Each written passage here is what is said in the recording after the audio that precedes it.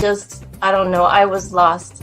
And then he was done speaking, and I mean, just tears just started pouring out of my face. I'm just like, ugh, I don't know what just happened. It was just like unbelievable, just unbelievable. I was just, oh, I'm shaking now just remembering it. Like, I don't know what shifts inside you. It's just, I literally felt the strong initiation happening at that time when Swamiji blessed. I don't know, it just puts you in some different world altogether, and suddenly everything seems possible. Everything seems, oh, like that impossibilities in that 1 second, fraction of a second, that impossibility drops from you. And you just, everything seems possible, that you get into that space of possibility. And I think, that is the greatest, dropping the impossibilities is really, and something changes in you, something shifts in you. You can physically feel the change. And the energy that is generated, it really, it's phenomenal. Nithyanandam, welcome back to your viewers, and we can see many of you who have commented, Ma Eva Anderson, Andreas Kalpinis, and Saurav Aneja Ayya, and Ma Shakti Maya Das, and we have all of you who have commented, and we welcome you all. Thank you for commenting, and we will be manifesting the powers of body scanning now. And just before we enter into it, Ma Eva Anderson and Andreas Kalpinis Ayya, I know you enjoy power manifestation a lot, and yes, but see, since this power, the sacredness of the power is such that the moment we scan and something is revealed, like when Swamiji is showing something to you, each and every one of you, it is not just the manifestation itself, it is also what is told. So we have to take that, apply that, follow that in our life. You will naturally experience the changes in your body. You'll experience the healing when you follow what Swamiji, the science that Swamiji has revealed through the third eye. So we encourage each and every one of you. You all can definitely come for different powers in different days. But we just would like to suggest you all to not have it consistently. We can have it to all the other people who are waiting for the first time. They can get it, and we can manifest with them. And you can definitely come back after few days of applying the solution, and after experiencing the change, you can come back. Yes, and we have Saurav Aneja Ayya, Nithyananda Maya, and Nithyananda Ma Shaktima Nithyananda. So we will be now manifesting this power of body scanning. Saurav Aneja Ayya, now Ma Tattvapriya will be manifesting the power of body scanning for you, Ayya. And Ma Shakti Maya Das. Ma Shaktima, you can comment, and under the comment section, you can comment if you want to experience the power of body scanning, so that we are sure that we have your consent before we go ahead and scan you.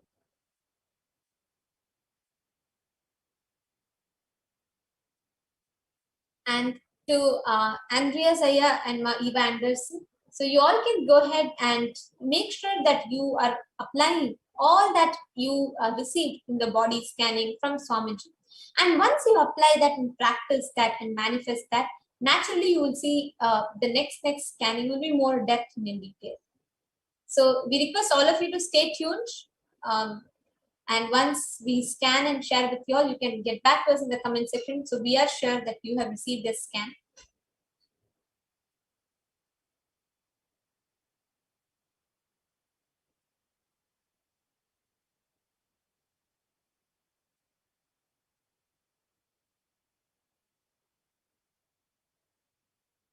And Ma Shaktima, you can get back to us in the comment section if you would like to have a body scanning, because I'm just seeing your message, Nithyananda Ma. So I just want to make sure I have your consent before we do the body scanning for you. Saurav Aneja, yes. So I just wanted to share with you what was revealed in my third eye. First thing, I do not see any sort of like severe illnesses that are there in your system. I'm only seeing like there is a slight muscle spasm that has happened, like the slight which has happened towards the right side lower back region. I think not even lower back, like the hip and the lower back, in this region exactly.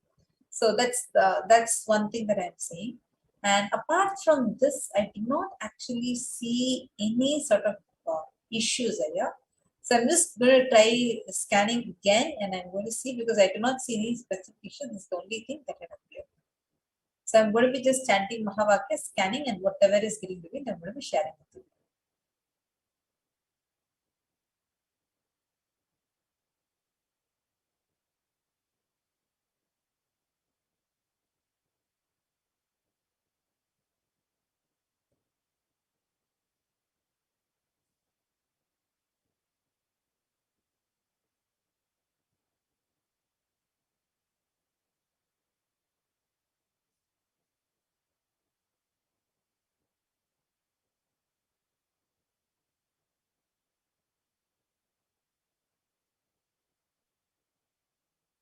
Yeah, so one other thing that was revealed is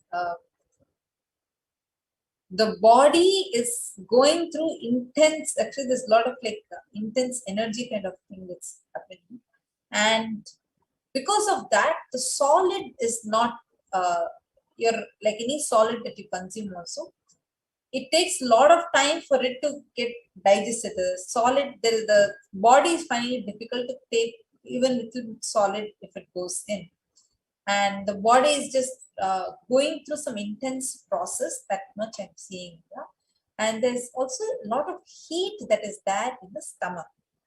There's the energy is so intense that's happening in you, but the stomach is having a lot of heat that is being generated because of this.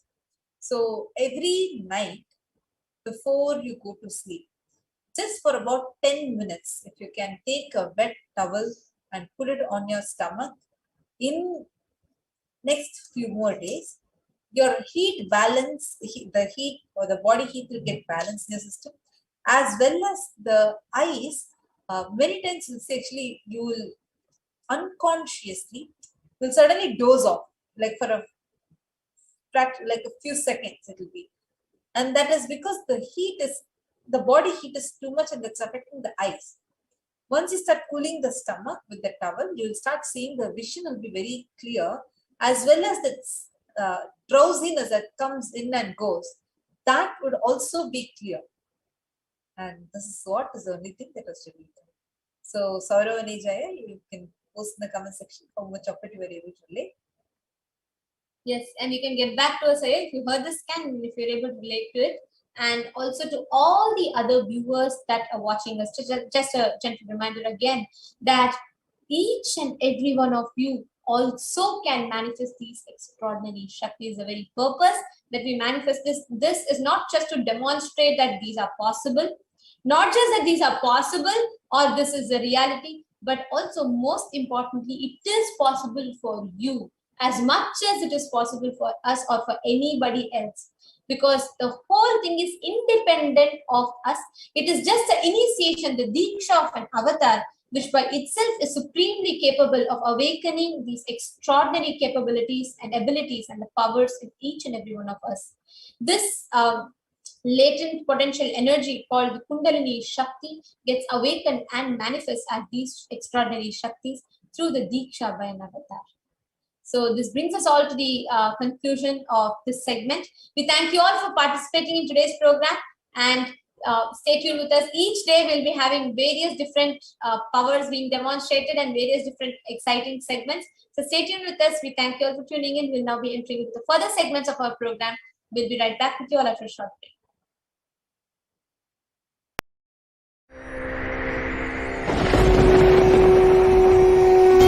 Ultimate divine descends in human body and expresses its extraordinary powers and experiences playfully.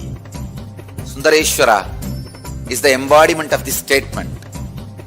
He is not Shiva as you understand, sitting in the Himalayas, frozen in the ice, in Samadhi. Sundareshwara is an artist with tremendous heart, ready to listen to human sufferings, ready to bend for human emotions. The one and only thing you need to obtain His grace is simple feeling connection. That's all.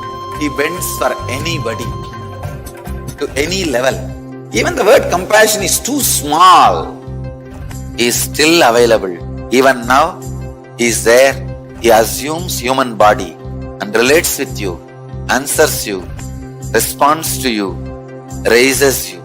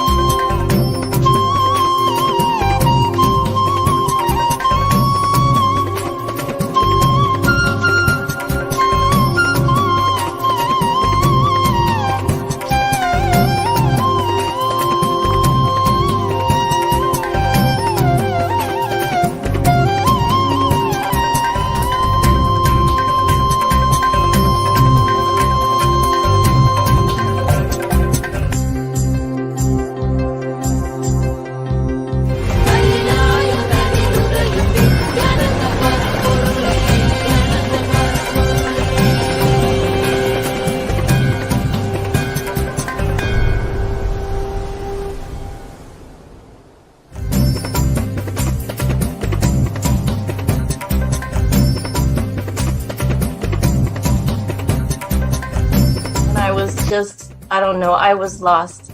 And then he was done speaking, and just tears just started pouring out of my face. I'm just like, ugh, I don't know what just happened. It was just like unbelievable, just unbelievable.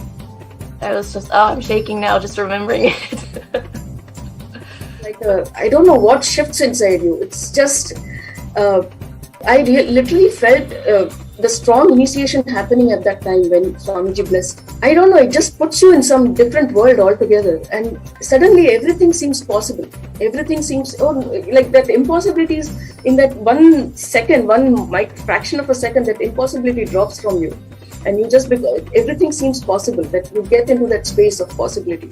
And I think, that is the greatest, dropping the impossibilities is really, and something changes in you, something shifts in you. You can physically feel the change. And the energy that is generated, it really, it's phenomenal.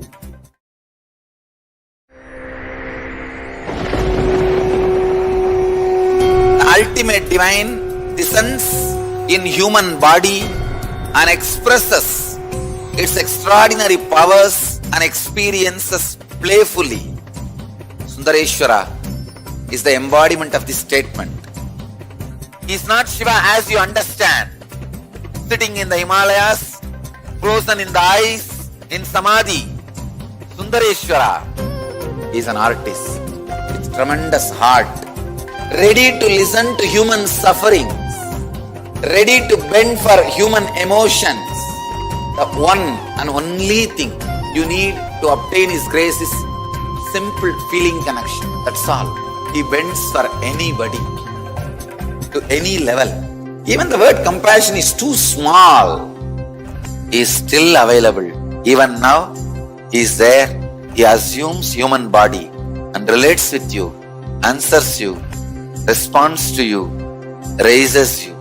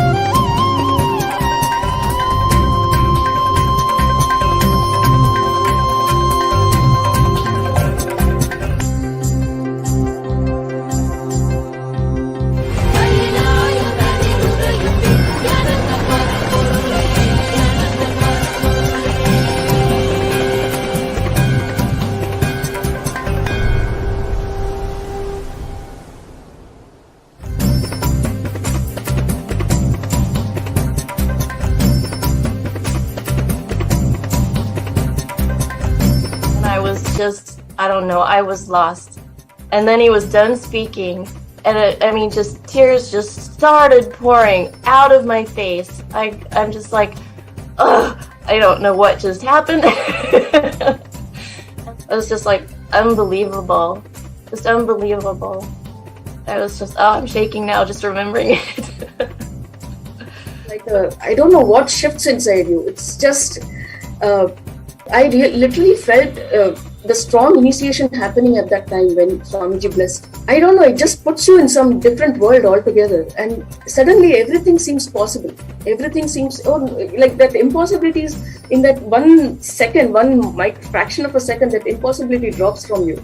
And you just, everything seems possible, that you get into that space of possibility. And I think, that is the greatest, dropping the impossibilities is really, and something changes in you, something shifts in you. You can physically feel the change. And the energy that is generated is really, it's phenomenal.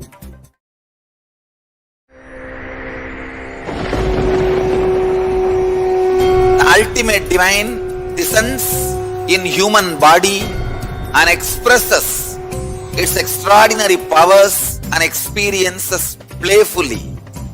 Sundareshwara is the embodiment of this statement. He is not Shiva as you understand, sitting in the Himalayas, frozen in the ice, in Samadhi. Sundareshwara is an artist with tremendous heart, ready to listen to human sufferings, ready to bend for human emotions. The one and only thing you need to obtain His grace is simple feeling connection. That's all. He bends for anybody, to any level. Even the word compassion is too small. He is still available. Even now, He is there. He assumes human body and relates with you, answers you, responds to you, raises you.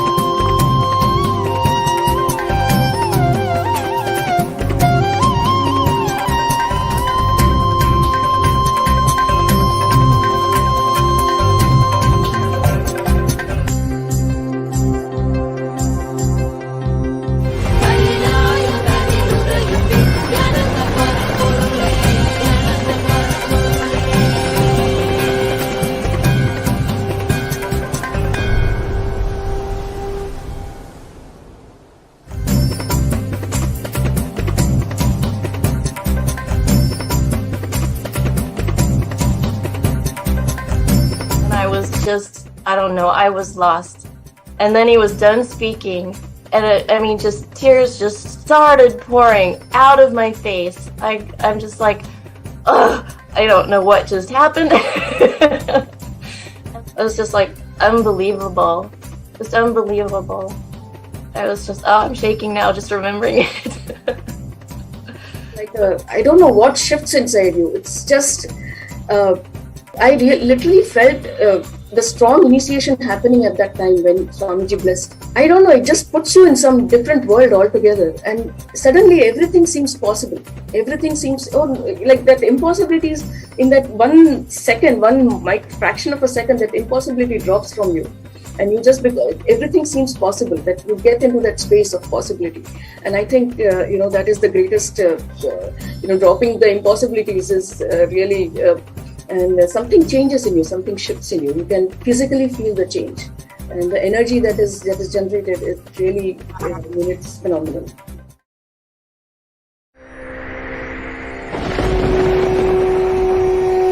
The ultimate divine descends in human body and expresses its extraordinary powers and experiences playfully. Sundareshwara is the embodiment of this statement. He is not Shiva as you understand, sitting in the Himalayas, frozen in the ice, in Samadhi. Sundareshwara is an artist with tremendous heart, ready to listen to human sufferings, ready to bend for human emotions. The one and only thing you need to obtain His grace is simple feeling connection. That's all. He bends for anybody, to any level. Even the word compassion is too small. He is still available. Even now, He is there. He assumes human body and relates with you, answers you, responds to you, raises you.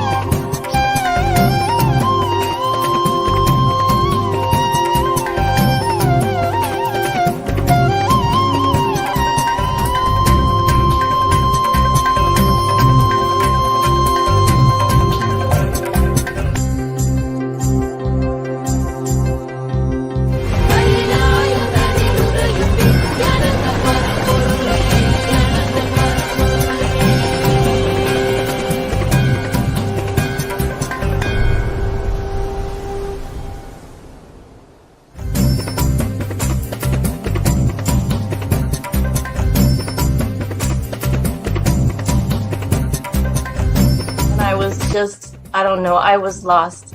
And then he was done speaking, and I mean, just tears just started pouring out of my face. I'm just like, ugh, I don't know what just happened. It was just like unbelievable, just unbelievable. I was just, oh, I'm shaking now just remembering it. I don't know what shifts inside you. It's just, I literally felt the strong initiation happening at that time when Swamiji blessed. I don't know, it just puts you in some different world altogether, and suddenly everything seems possible. Everything seems, like that impossibilities in that 1 second, fraction of a second, that impossibility drops from you. And you just, everything seems possible, that you get into that space of possibility. And I think, that is the greatest, dropping the impossibilities is really, and something changes in you, something shifts in you. You can physically feel the change. And the energy that is generated is really, it's phenomenal.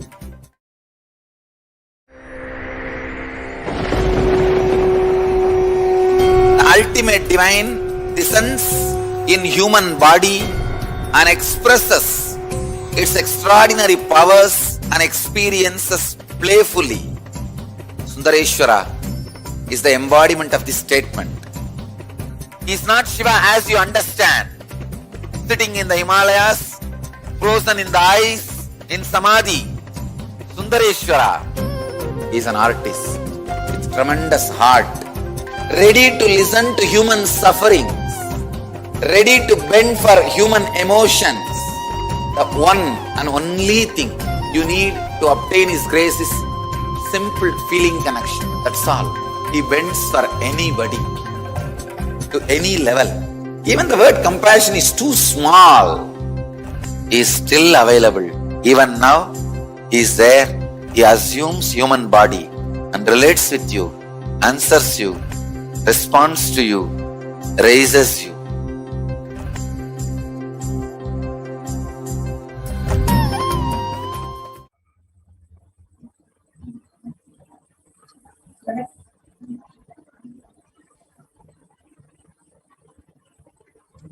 Yes, Nithyananda, welcome back, dear viewers.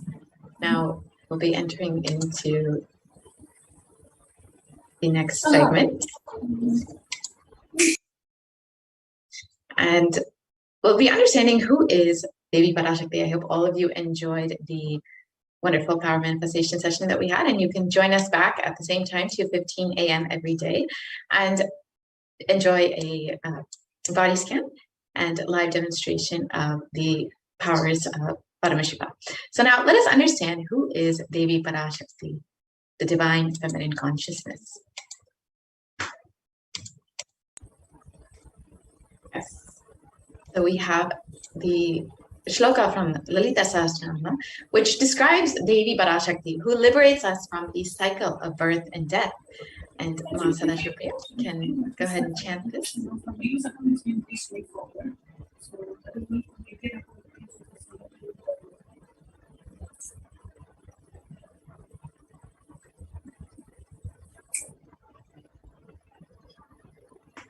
Yes, so now, sorry for the technical glitch. I'll just be chanting the verses from the Lalita Sahasranama. Nishkoda Krodha Shamani Nirlobha Lobhanashini Nishamshaya Shamshayagni Nirbhava Bhavanashini. This verse translates, O Devi, the one who is without anger, who destroys the tendency to get angry, who is free from greed, who destroys greed in her devotees, who has no doubt, who faces all doubts, who is not involved in the cycle of births and deaths, who frees devotees from involvement in the cycle of births and deaths. Yes, and the next verse of Devi Parashakti from the Lalita Sahasranama, which describes her as the destroyer of fear of death. Nirvikalpa nirabada nirbeda bedanashini nirnasha mrityumatani nishkriya nishparigraha. Go ahead. And the translation of this verse, Devi, who is without any modifications, as she is pure consciousness, who can never be sublated, who is beyond all differences, who destroys the senses of difference, and who is deathless, who destroys the fear of death, who is without involvement in action, who needs no gift, as everything in this universe is hers. So this shloka describes Devi Parashakti as the one who destroys the fear of death. Yes, and Devi Parashakti is the ultimate pure feminine consciousness. Parashakti is the cosmic mother. It is from her womb, from which billions and billions of universes comes out and go in. She is the source where the Big Bang and Black Hole comes out. Parashakti is the source Shakti, the source energy, the source power from which all of us came, in which all of us are even in now, and in which all of us are going to merge.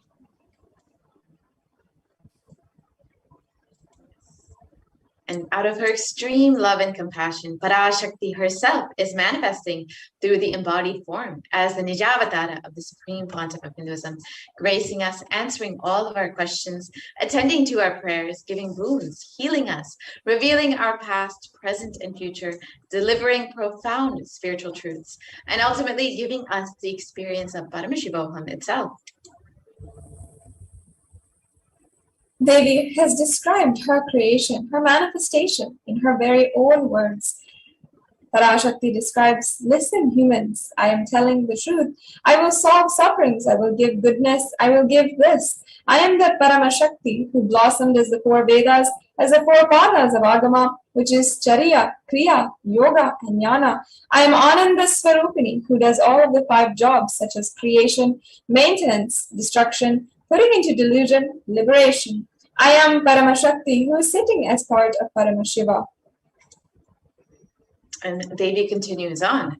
I am the Parama Aushad Swarupini, who gives Jnana Siddhi and Shakti to all the Siddhas.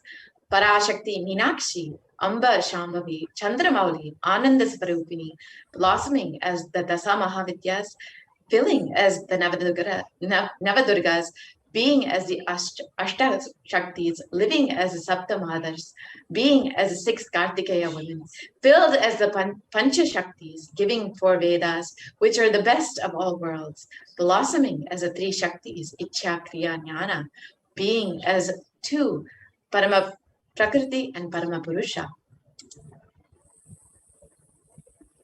Being as Paramashiva Paramburu, which is beyond these 2, beyond 1, beyond 2, beyond anything that never existed, beyond any remembrance or forgetting, beyond form and formless Paramashakti, who blossomed and blesses as Paramashiva. I came here to give all boons, to bestow all goodness, giving the 4 Purusharthas, which is Dharma, Artha, Kama, and Moksha, giving the 4 Muktis, Salokyam, Samipyam, Sarupyam, and Sayujyam, giving all the goodness, giving good grace, giving complete punya, giving yoga along with jnana. To give all goodness, I came here and blossomed here.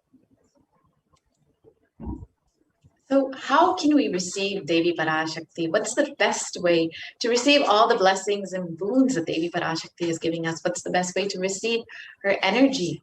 The Supreme Pontiff of Hinduism has revealed. I wanted to give you one sacred secret. Do this Panchabhuta Yoga whenever you want to ask any question to Devi and receive the answer.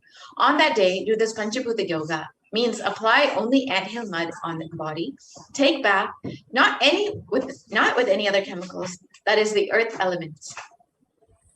And drink only water. Don't eat or drink anything other than water. When you come for Parashakti Akashic reading, at least for a few hours, for 10 hours, prepare yourself and drink only water. Your stomach should be allowed to burn without any food dumped on it, just pure fire. You can chant the Omkara and intensify it, or the Mahavakya or Ajapa Japa, but pure fire, no food. Pure fire should be encouraged. And Devi continues on, just be in the free air, open space, breathing the whole sky, at least for a few hours before the session. Intensely unclutch to get the power of the space, Akasha. Akasha is an intense energy, just like the other Bhutas like earth, water, fire, air. The Akasha also is pure consciousness, intelligence, living energy. Once you start unclutching, you manifest Akasha energy in your consciousness, in you. So do this Panchabhuta Yoga. Your questions were surely answered immediately by Parashakti. Intensify the Akashic energy, the Chidambara Akashic space. Do this Panchabhuta Yoga and come to Parashakti's Akashic reading. She will give you the boons you are asking for and fulfill your prayers. Panchabhuta Yoga will make you receive this Parashakti's energy, prepare you to receive the Parashakti energy. So with this, I bless you all. Swamiji blesses us in order to do the whole Panchabhuta Yoga successfully and be able to, in the most perfect way, receive Devi Parashakti. So now, that brings us to a conclusion of the introduction to Devi Parashakti, who, as we saw, is the one who destroys the fear of death, the one who is the keeper of death and the keeper to the secrets of death, the one who destroys all kinds of negativity. And we also saw how literally Devi Parashakti is the source of existence. Now, we're going to be understanding a very sacred revelation that has happened, that emerged from Devi Parashakti in just a few months back on a very, very unique subject that is unique to Hinduism, the Pitru Loka.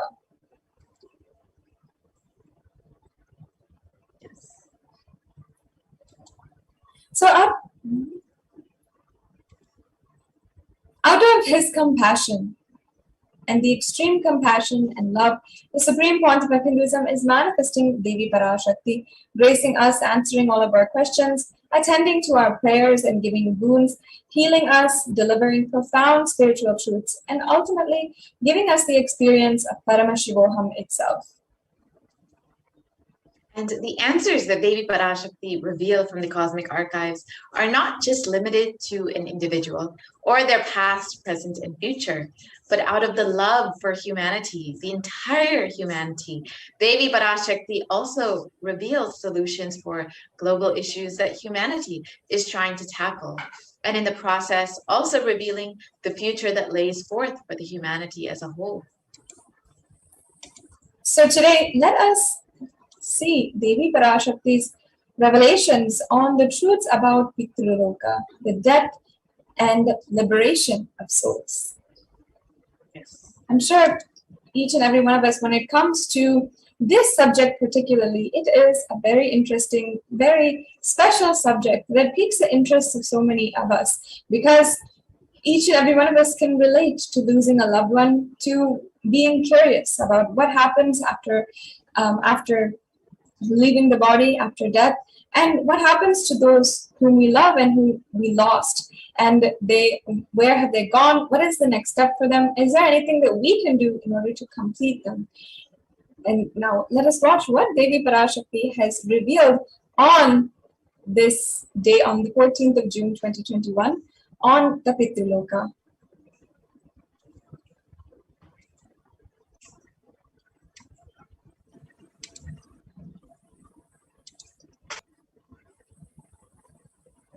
Srinivasan, நன்றாய் புரிந்துகொள், உன்மூலம் உலகிற்கு மரணமும் பித்ருலோகமும் பற்றிய ரகசியங்கள் உரைக்கின்றேன்.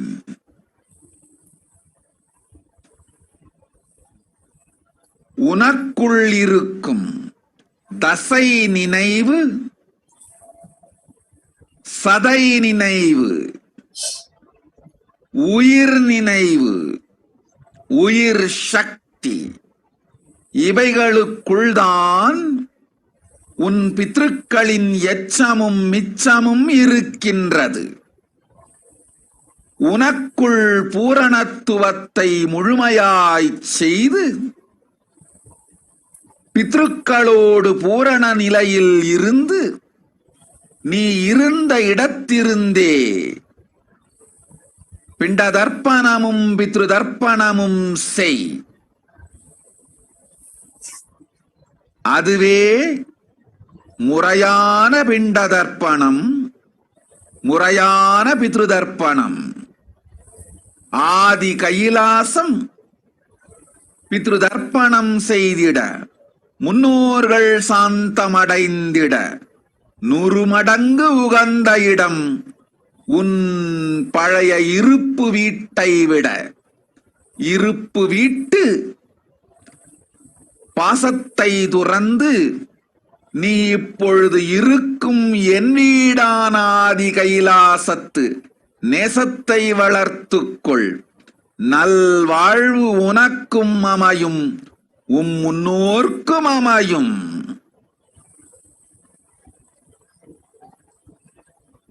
உனை மனக்குழப்பத்தில் ஆழ்த்தும் மாமனுக்கு சொல், நித்யானந்தன் வந்துதித்த குலம் முன்னேழு பின்னேழு வடவேழு இடவேழு தலைமுறைக்கும்.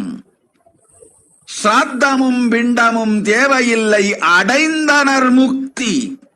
நித்யானந்தன் நிஜாவதார சக்தி சாநித்தியத்தினால் கவலையும் இல்லை, துக்கமும் இல்லை. அத்துணை பேர்க்கும் அன்னை பரமசக்தி அளித்தேன் முக்தி. அஞ்ச வேண்டாம். ஓம் ஓம் ஓம்.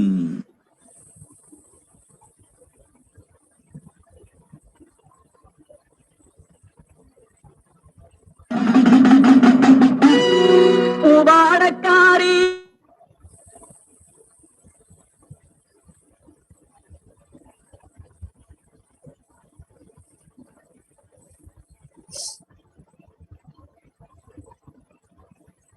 Now let's take a look at the English translation, or the best mapping of Devi's revelations into English. Devi Parashakti revealed, Srinivasan, who is the person who had asked the question, understand carefully. Through you, I am telling the secrets of death in Pitruloka. Pitru, for various reasons also based on their karmic deeds, are unable to find another body. They remain stuck in the form of Pitru. The Pitrus have their own heavenly place to reside, and it is called the Pitruloka to the world. The remains of your ancestors, the Pitrus, is there inside of your bio memory, your muscle memory, and your bioenergy. Do completion completely inside of you. Be in completion with the ancestors and do Pinda Tarpana, the rice ball offerings, and Pitru Tarpana, the offering to the ancestors from wherever you are. That is the proper Pindu Darpanam and the proper Pitru Darpanam. 100 times more apt place to do the Pitru Darpanam and for ancestors to be in peace is Adi Kailasa. More than your old living house.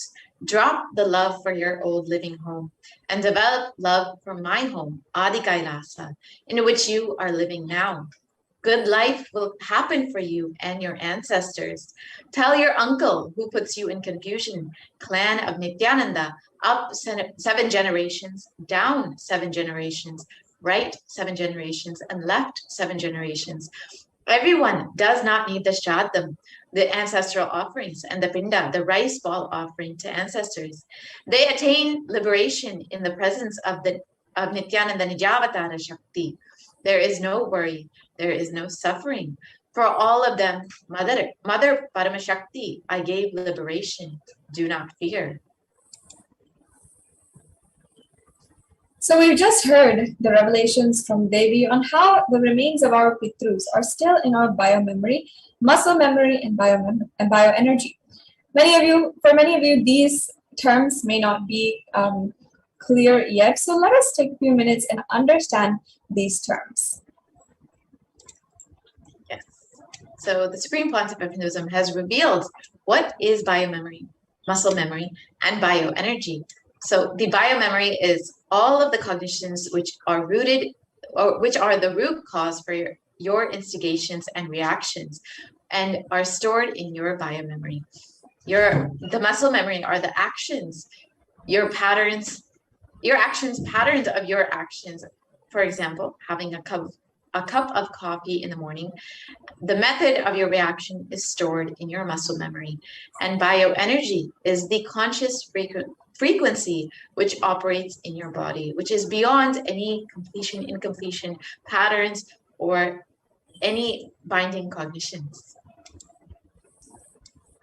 So now let us take a look at some of the scientific findings and studies on how the ancestors' incompletions causes generational trauma. This is a very exciting and new subject in science, where they're looking at how this generational trauma exists.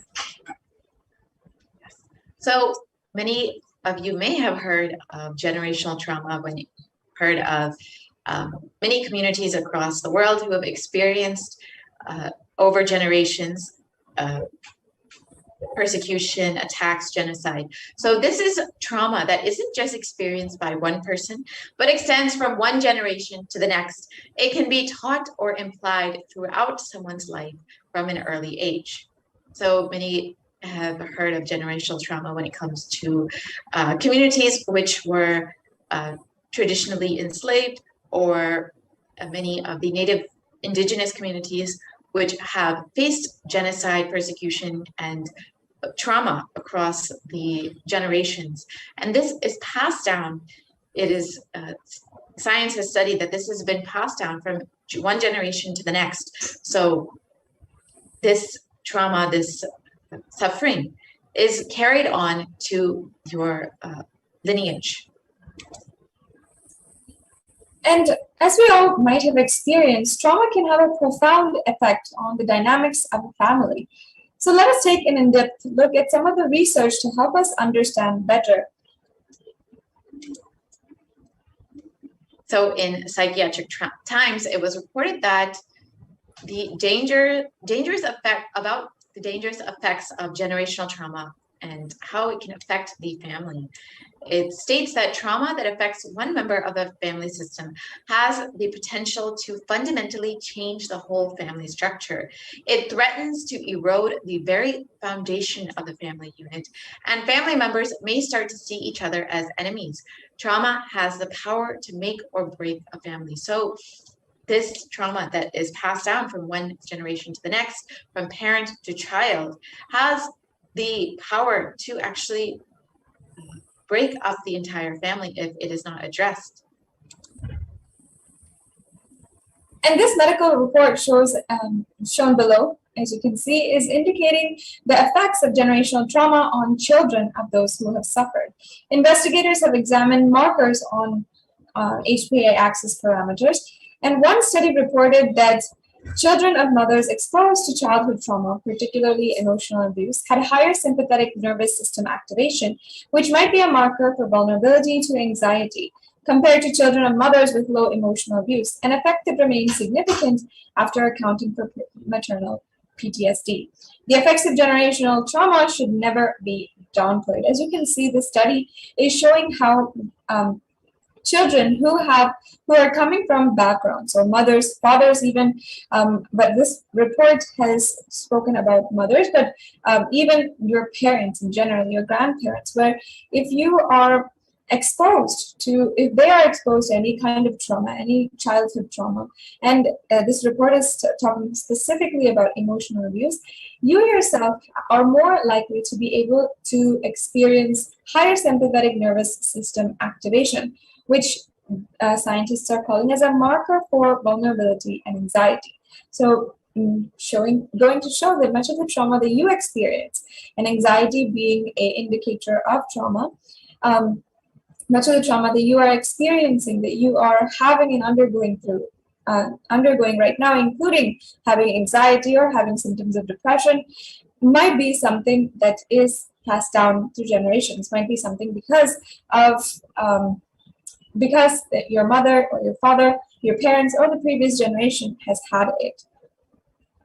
And particularly, we should highlight in this research that it shows that generational trauma is not just a psychological effect or social effect, but they are able to actually find physiological effects of the trauma that's passed down from one generation to the next, as they are tracking the higher sympathetic nervous system activation in the generation after that experienced the trauma. So the mother's children who have experienced abuse, the children are having higher sympathetic nervous system activation, which is a physiological difference, not just a psychological difference, not just a social difference, but your very physiology changes with this trauma. So that definitely goes to say for a lot more questions, like is this something that is biological even further? Is this something that is in our DNA? Is it passed down through our DNA? Or is it in a different means? How exactly is it passed down? All these questions are actually a very interesting fields that scientists are only just now trying to find a solution and trying to see what is going on. Yes. And the study also explains that there is now converging evidence supporting the idea that offspring are affected by parental trauma exposures occurring before their birth and possibly even prior to their conception. As we explore this topic deeper, we will come to understand how our biomemory, muscle memory, and bioenergy ties in with this research. So this research is suggesting that there can be actually a very change in your DNA, which can be passed down from one generation to the next before conception even happens, that it can be passed down, that trauma can be passed down from one generation to the next, which is why, as the Supreme Pontiff of Hinduism has always explained, that it's important to address these incompletions and address, complete the biomemory, muscle memory patterns. So we're now seeing more and more how it actually can affect even our future generations. And the transmission of generational trauma from parent to child has been proved in various other studies. For example, in 2019, an experiment conducted on mice showed similar results. And after the experiment was carried out, it was found that even in mice, there were similarities in how generational trauma was passed down to offspring. So this was reported in Science, a very reputable journal, and it states that as similar snCRNA alterations, the presence of similar biomarkers suggests that comparable pathways are operating after trauma in mice and in children. So this study translates from animal model to humans, actually, and they're finding that the traumatized mice were able to, that this trauma was passed down from one generation of mice to the next, and they're seeing that this is actually translatable to humans as well. Other research and studies have also confirmed the way in which transmission of trauma occurs, whether in human or in animal.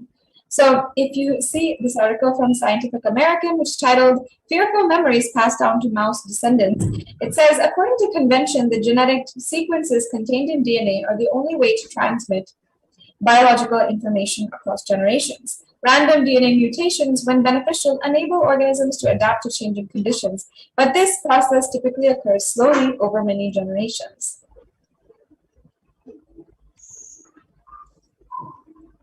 And this study was focused specifically on how certain fears can be inherited through generations, and this was the authors have suggested that there is a similar phenomenon that could influence anxiety and addiction in humans. So fear can be inherited through generations, and this can also is applicable for anxiety and addiction as well. And so this research was focused on that.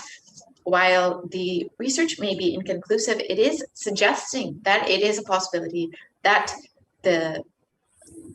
this anxiety, depression, addictions, and fear can be passed down and through generations. Yes, and actually it did. The research for generational trauma was also started and provoked when trying to answer questions like why addiction is worse in some individuals and in some communities, and why it is relatively not prevalent in other communities and some other individuals. Then they actually saw how this was linked to generational trauma. And that aside, research and development has progressed greatly and now recognizes that even within cultures, this generational trauma exists. It has been long recognized that experiences of parents and ancestors influence future generations. Many cultural practices and rituals function to transmit historical knowledge and experience across generations. And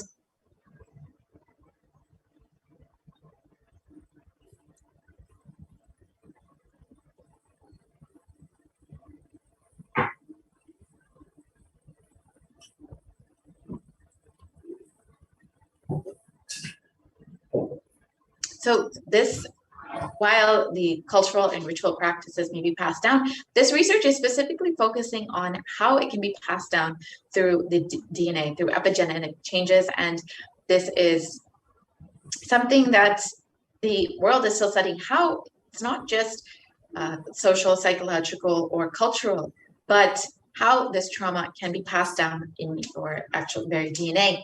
And this is exactly what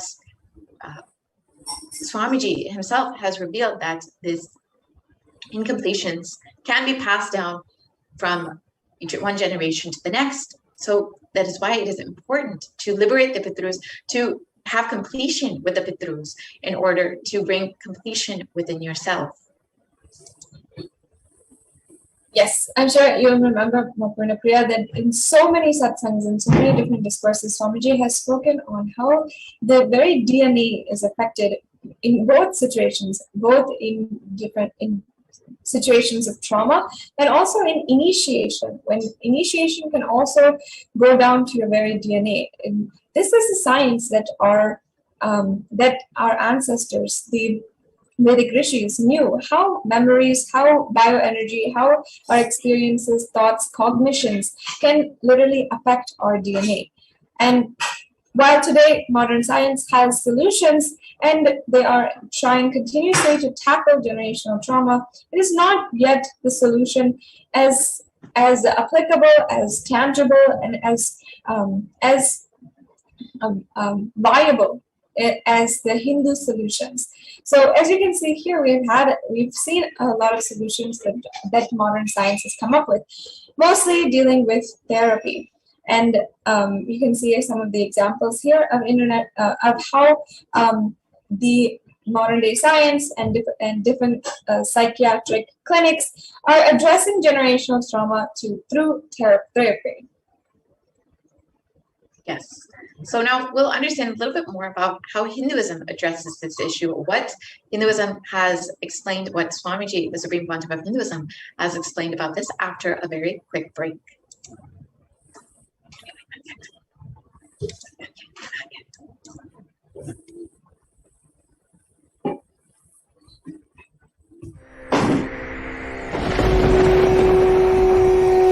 The ultimate divine descends in human body and expresses its extraordinary powers and experiences playfully. Sundareshwara is the embodiment of this statement. He is not Shiva as you understand, sitting in the Himalayas, frozen in the ice, in Samadhi. Sundareshwara is an artist with tremendous heart, ready to listen to human suffering, ready to bend for human emotions, The one and only thing you need to obtain His grace is simple feeling connection. That's all. He bends for anybody, to any level. Even the word compassion is too small. He is still available. Even now, He is there. He assumes human body and relates with you, answers you, responds to you, raises you.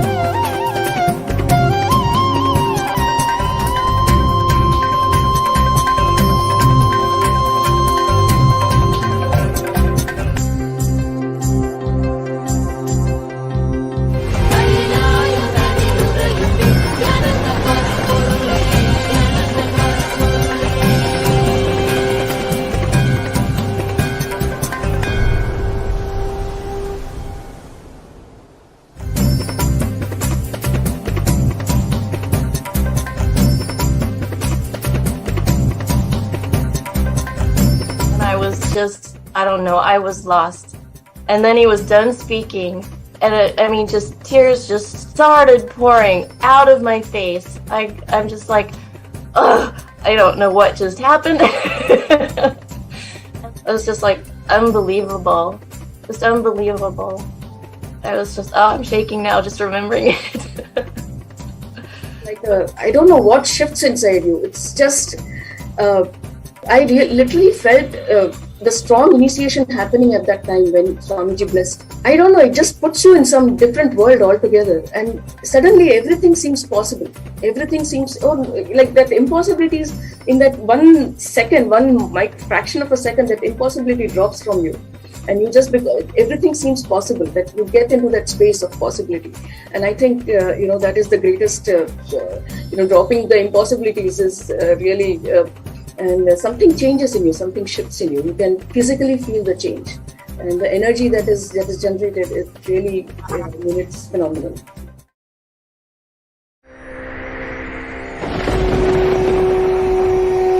The ultimate divine descends in human body and expresses its extraordinary powers and experiences playfully.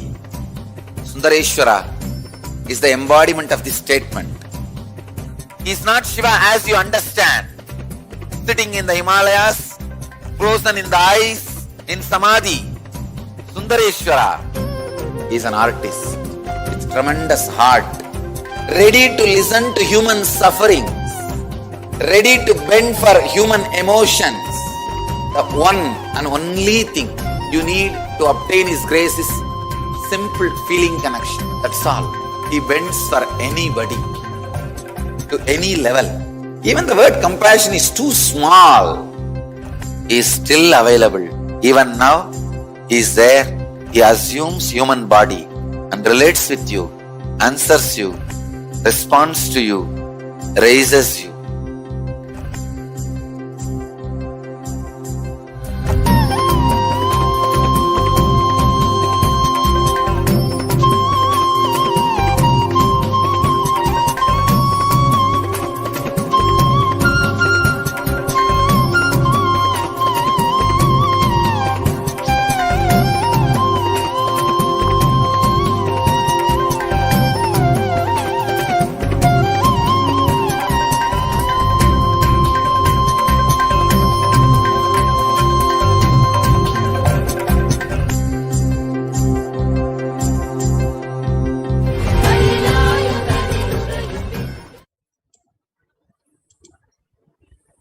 Welcome back after that quick break. Now let us continue forward.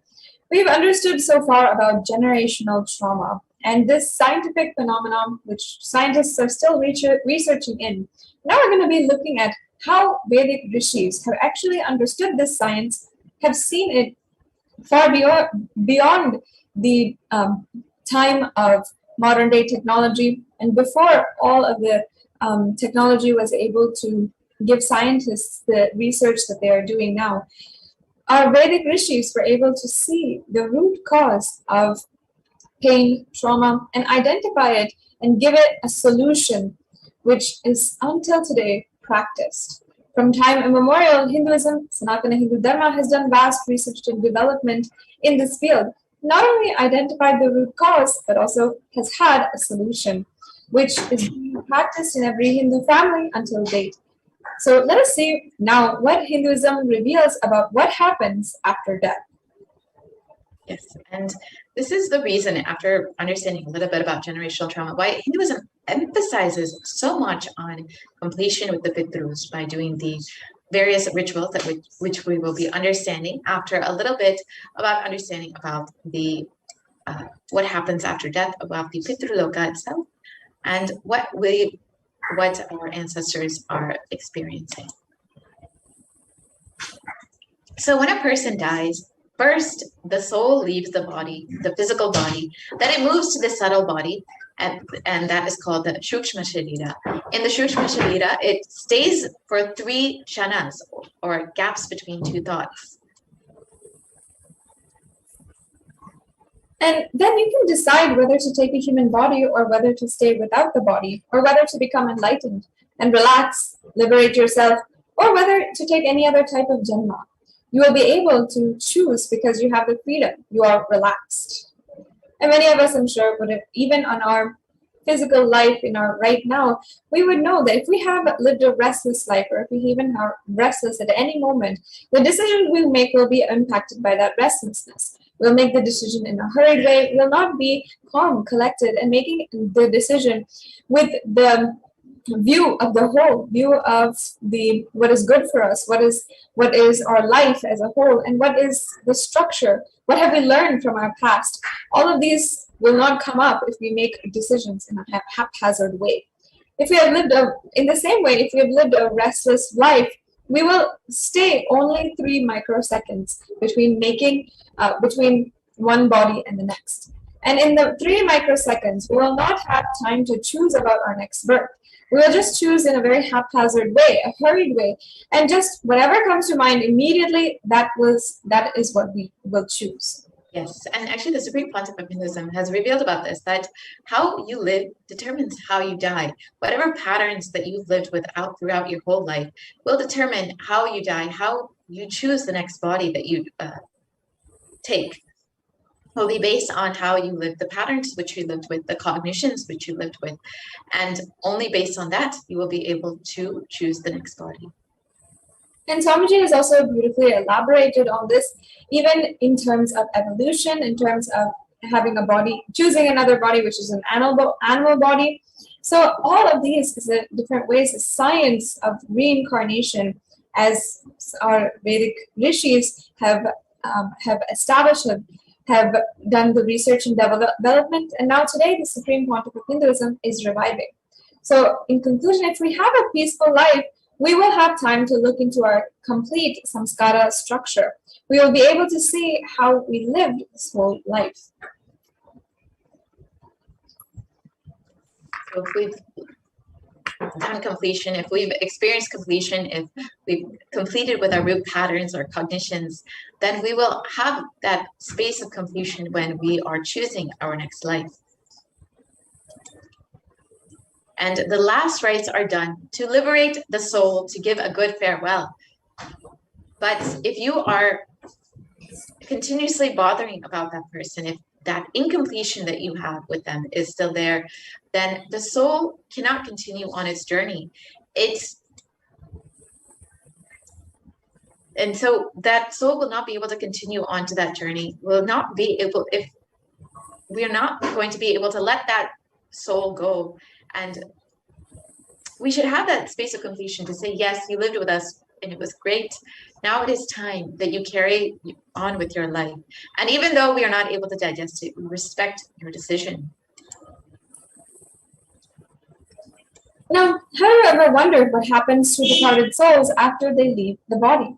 Sometimes ancestors, based on their karmic deeds, they are not able to find the next body. They remain stuck in the form of Pitru. The Pitrus have their own heavenly place, world to reside, and it is called the Pitruloka. And this is actually what Devi Parashakti herself revealed in the Akashic readings. Yes. So the offering libations of water and till, the Jinjali, to the Pitrus, the deceased ancestors, the parents, and our ancestors, to satisfy and elevate them to the higher spiritual planes is called the Pitru Tarpanam.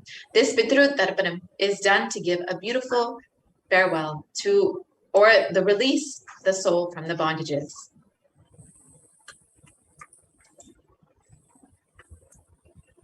And the foremost example of taking this responsibility starts from the king Bhagiratha, who had taken up the responsibility to liberate and cease the suffering of his own fathers. There was a king, of course, his name was Bhagiratha, and for some reason his forefathers, his Pitrus, had been stuck in the Pitruloka, and they were unable to find a new body. And their ghosts were living in the Pitruloka, struggling, suffering. They were not liberated. So they begged King Bhagiratha to help them in some way. The king decided, I have to do something to liberate them.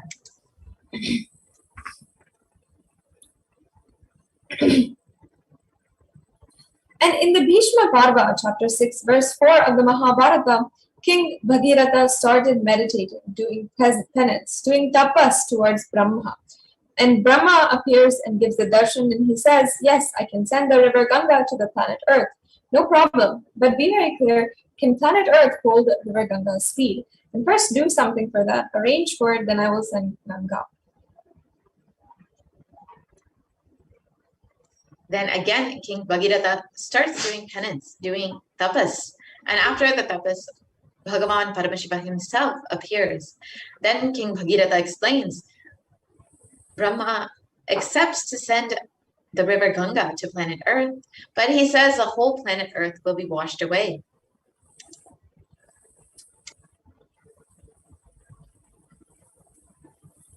And King Bhagiratha had requested humbly to Paramashiva, planet Earth cannot withstand the speed of Ganga. Please do something. You have to protect us. You have to take care of us. So Bhagavan Paramashiva says, all right, I will take care. Don't worry, tell Brahma to send river Ganga. I will take care. Then again, Bhagiratha meditates. And then Brahma appears and says, I'm ready to send, but Devatas are not ready to depart with the river Ganga. They like to take bath in the Ganga every day. It is their life source. And Ganga is not simple water, it's an energy. By bathing in that only every day, they rejuvenate their body and mind. Then King Bhagiratha says, all right, I will arrange all the facilities for Devatas to stay in the planet Earth, just on the banks of the river Ganga. I will create cities where all gods and goddesses can live and have bath every day and have their regular routine as they have in the other lokas, as they have in the Brahma Loka. Then King Bhagiratha comes and does tapas towards Himachala, the Himalaya hills, the Himaparvata, Himaraj, the king of the Himalayas. And Himaraja appears and says and asks, what do you want? And the king requests, I want you to be the host for Mother Ganga and the place where I can create a city for all the Devatas. From you, only Ganga can flow. Only you can be the base on which Ganga can flow towards the planet Earth. And then King Bhagiratha does tapas towards Devi Parvati. Mother appears and asks, what do you want? Then King says, Ma, I wanted Ganga to come to the planet Earth. I wanted your father to be a host. How can he host Ganga? Devi Parvati says, I am she is me. She says, River Ganga is the feminine aspect of me. I am the mother aspect of her. Then she goes to tell Himaraja, host her, and Himaraja accepts.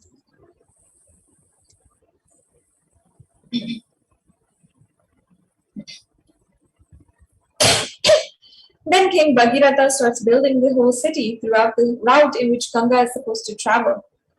He meditates on every hill and takes permission. He prays to every hill. Every hill says, yes, I will give way for Ganga. So all the route is cleared. And then King Bhagirath goes and prays to Bhagavan Kalabhairava, who is in charge of the city of Varanasi. Kalabhairava appears and says, what do you want? Please give. And King Bhagirath responds, please give us the way for Ganga. You should receive Ganga and give us the way. And Kalabhairava says, surely I will give, don't worry. But this is such a holy city. Tell Ganga to take a full pradakshina of this city and go. Do pradakshina of this city and go. And Ganga accepts that, Bhagavan Kalabhairava's command, and she takes the U-turn, means the Uttarvahini. She is called Uttarvahini in Kashi. So she actually goes full turn and goes around the city and comes back, doing the pradakshina. Pradakshina means going around the city. And then suddenly Brahma comes up with the next problem. He says, you meditated and propitiated all the devatas except Bhagavan Vishnu. Only then I can send Ganga. Then the king started meditating towards Bhagavan Vishnu.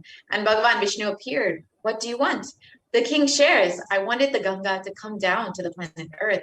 Unless you agree, unless you give blessings, it will not be possible. Please bless me. And Bhagavan Vishnu responds gracefully, all right, I bless you. Ganga will come to planet Earth. She will come just out of my feet. Then he says, beautiful, one more sentence. Whomsoever has realized the Vishnu Maya, means the universal consciousness, whatever water comes out of their feet will be Ganga. From this word only the tradition of Pada Puja starts. Pada Puja of the enlightened masters is from this tradition. And then the king again meditates on Brahma, and Brahma appears with all his glory and compassion and blesses Bhagiratha. Then he prays to Gangama. Then he does tapasya towards Gangama, meditates and invites Mother Ganga.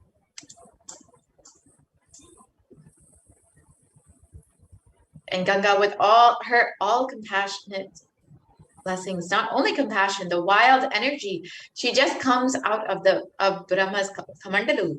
With all the power, she straight away started moving towards the planet Earth. The moment she came out of the kamandalu and started moving towards the planet Earth, all the 14 worlds were shaken.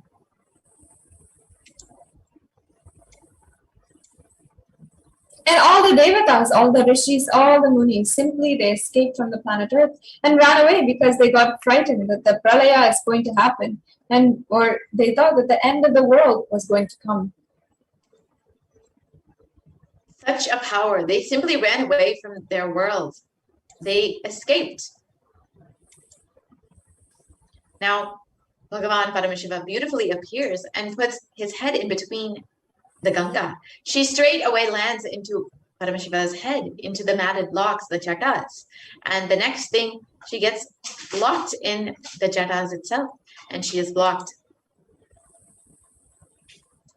So then here on earth, King Bhagirath is sitting and waiting for Ganga for one kalpa. But what has happened? Already she has started but not landed here. He's just wondering what has happened.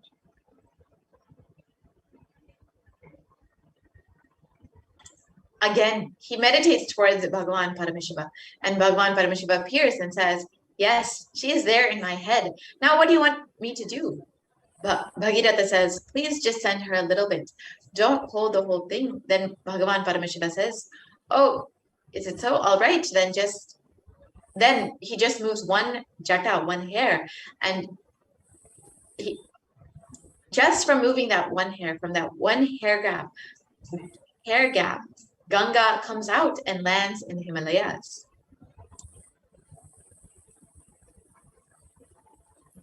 And now we will understand the whole happening of Ganga from the dimension of the spiritual enlightenment. Actually, the whole happening is a metaphysical expression of Bhagiratha's enlightenment. First thing, Bhagavatta is tortured by his past samskaras, engrams, that is the elders who are not liberated. And still they are hanging around him. He is continuously tortured by the past samskaras and engrams. So King Bhagirath does the tapasya towards the creator of the whole universe. He wants the knowledge, the energy to be flooded on him so that all the engrams will be washed away, all the engrams will be destroyed. And one more important thing, when Ganga came, she washed all the ashes of Bhagiratha's forefathers and liberated them. Understand, Hinduism offers the opportunity to take part in two sacred rituals, the Shraddha ritual and the Maheshwara Puja. So now we're going to be entering into understanding these rituals and how they work, what exactly they are.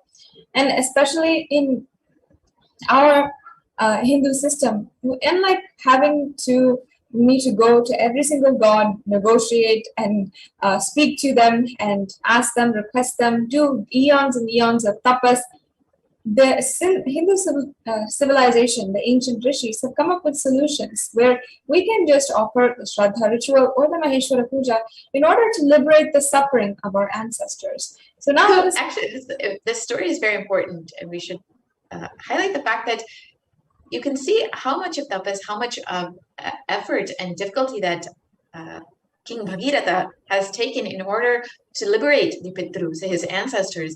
You can see how important this is in order for his own enlightenment, his own completion to happen, how important it is to liberate the Pitrus. That's why he goes through so much of effort and tapas in order to do this. You can see the importance of this from just this one story. So because of this, the importance of liberating the Pitrus, for both the Pitrus, the ancestors themselves, and for us, Hinduism has these two rituals, the Shraddha ritual, which many of us have known and many of us have offered yearly. Many people offer this yearly across India, across many Hindu families offer this. And the Maheshwara Puja, which is a very, very special ritual, which can only be offered at the feet of the avatar. So let us understand these in a little bit more detail. so the Shraddha ritual, here's the Shastra Pramana from it. This is from the Shaiva Shraddha Vidhi, where it says, the ceremony which has told now is known as the Shaiva Shraddha. This type of ceremony is to be for those who had been blessed with Nirvana Diksha, Prasadakas and Deshikas or Acharyas. For the persons who had been Samayan or Putrikas, another type of ceremony known as Rudra Shraddha is to be performed. In this kind of ceremony, the names of the Pitrudevas are Rudra, Skanda and Ghanadisha, and the names of the Vishwadevas are Chanda and Mahakala. For other initiated persons, Laukika Shraddha is to be performed. In this type of Shraddha, the names of the Pitrudevas are Brahma, Vishnu, and Isha. And the names of the Vishwadevas are Surya and Yama. For all kinds of Shraddhas, 5 persons are to be invited. Out of these 3 kinds of Shraddhas, Shaiva Shraddha, which is done with the employment of Shaiva mantras, is extolled to be the supreme purifying one. So this mantra, or this describes how the Shraddha should be done. Now let us understand a little bit more about Maheshwara Puja. Maheshwara Puja allows for the liberation of ancestors through the living avatar. It is offered to those souls who are no longer alive so that they can rest in eternal peace. And the real peace that any soul can experience is enlightenment. So the Shraddha is a ritual that is offered yearly for the ancestors. So many Hindu families offer this yearly for their forefathers, for their deceased parents. And the Maheshwara Puja is a very, very special ritual, as we explained earlier, that can be only offered at the feet of the avatar, that can liberate the ancestors and give them eternal peace. And it only needs to be offered once for that departed soul. So now, the Supreme Pontiff of Hinduism has, of course, given us elaborate detail and profound cognitions and understandings about the Maheshwara Puja. So let us understand about the Maheshwara Puja from the Supreme Pontiff of Hinduism himself.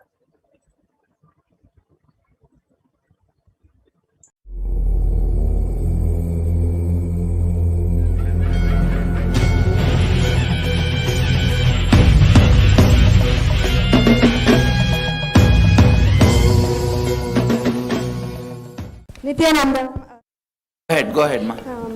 Swamiji, I just wanted to share something. This is not a question, but I actually went to Badrinath, to Brahmakapala, to do the Shraddha, to do the Pinda Tarpana for my ancestors a few years ago. They told me I cannot do it because I'm a female, and you have to be a male, and you have to be the eldest son in the family. So they have a lot of restrictions.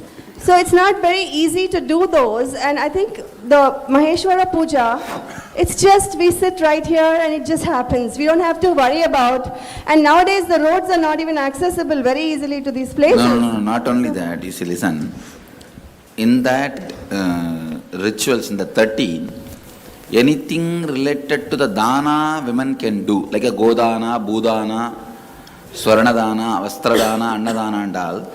Rituals, basically women are not allowed to do in the later days of Hinduism. The post-Shankara time, the ritual was, all rituals were banned for women. That is the reason this rule came. Okay. But originally in the Upanishads and Vedic period, there are records, women doing Shraddha and even last rites. There are tons and tons of records and enough of records.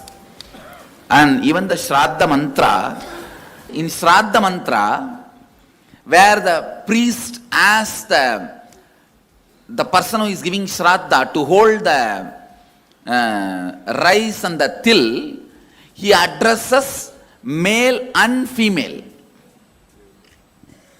Please understand, he addresses masculine and feminine. And there are at least few places we have enough references and enough of evidence where women were asked to give Shraddha and participate in the rituals. Now what you are saying that in Badri it is not happening is just recent times, maybe last 600, 700 years, the male chauvinistic. That is the reason the Shraddha was stopped for women. You guys take this reference and go and do Shraddha in Badri and tell them, my Guru is Mahamandaleshwar, he has given this reference. You tell whether this sutra is right or wrong. Yes, Swamiji. Is this sutra original? Is this mantra original? Yes. He says, yes, it is original. Then allow me to do Shraddha. That's all. Yes. Swamiji, Pitru Doshat Kaga Pandra Puja, Maheshwara Puja is the same? Yes, it's one and the same. Swamiji, what if we don't have any photos or any birth time? No, I cannot do Maheshwara Puja. You have to have either birth chart or the photo. Without that, I won't be able to offer. Swamiji, go ahead. While in Kailasa, with you, we paid the tarpana, what are the... Then I think that's enough. That's enough. Second is, when you say they will be relieved of all the, after the Maheshwara Puja, relieved of all the karmas. I thought it's only the incompletion. Well, all your karmas are actually incompletion. Even the past life? Yes. Okay. Even the need for breathing is an incompletion. No, but my question is this. In the present life, there are the incompletions, let's say. But the karma is also from the previous life with somebody else. In the past life incompletions only, you bring it as a karma in the present life also. With the same soul? May not be same souls, but the carrier is the same soul. Na? See, for example, past life you would have had a fight with your husband. This life you may be having a fight with your wife. But the pattern is same in as far as the recording inside as a karma. Right, but it's like my father. I might have incompletions which I took care of in Kailasa. That's all, that's enough. Right, but his previous jalma, what happens to them? I say, when in the Kailasa, when we gave Shraddha and all, whatever is other baggage he has, that also will melt down because we have given it in an elaborate way. Don't worry. Thank you, Swamiji. Swamiji, you said 13 days, within 13 days if you do Shraddha, the soul which is born will get released of all the karmas. And suppose he has taken another birth, and within that 13 days if we do the Maheshwara Puja, he will, in another body he will get enlightened and leave the body as well? Or No, he will leave the body and he will not have karma. He will not take another one body, which means enlightenment. Okay, but that life No, that body which he has taken itself will be dead. Okay. The child will be dead within maybe 4 or 5 days. Even if it's a healthy baby, the moment you have done Maheshwar Puja, So, the milk he drank, he will digest for 3 or 4 days and that's all. How about the incompletion that the parents have towards the children? Each soul is an individual soul and their journey matters. They will have another one kid, that's all. The individual soul's journey is more important than any relationship related thing. That comes as first priority. Second only this. Swami, ஒரு சின்ன சந்தேகங்க. What happens if the 13 days passes away? If the 13 days is passed, I won't be able to liberate that child immediately. The further accumulation of the karma and the incompletions can be reduced. Life will be better without the influence of this load. That's all. But immediately the child cannot be liberated and all. So if something happens, we have to do it within 13 days. Soul will leave the body. It will not take one more birth. I'll cut the U-Haul service. Not only that, even if the road when I am traveling, if a dead body is being taken, that's all. Anything falls into my breathing space, even without knowledge, by accident, means when I am driving, there is an accident in the road and the body is still there, means over.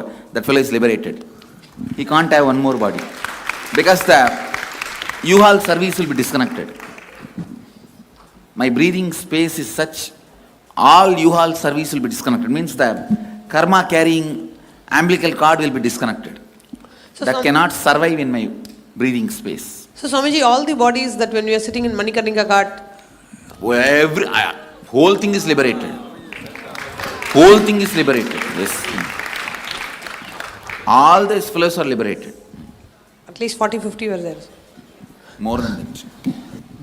Swamiji, when I was in Hardwar, there was a sadhu who was on the bridge, and I put some money under his coat, or his blanket, and I realized that night that he was dying.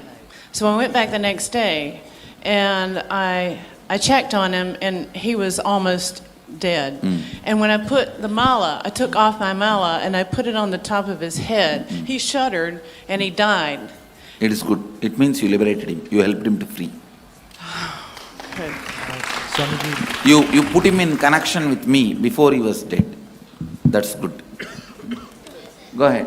Swamiji, you said the souls, even as long as they're in their breathing space, they get liberated. So does that mean it only can happen in your physical presence around your breathing space? No. In my physical presence happens. When I connect with them also, that they become part of my physical presence. Okay, so Swamiji, let's say we have a deity which has been done prana pratishtha or your paduka which represents your presence there. So if that will not be able to have such a strong radiation over a human being because that being has to connect with it. Okay.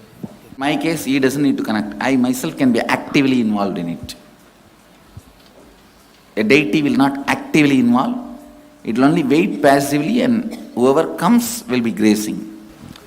The Markandeya was active. So that person who is dying, if the person is active, the deity can do the job. Go ahead. Where?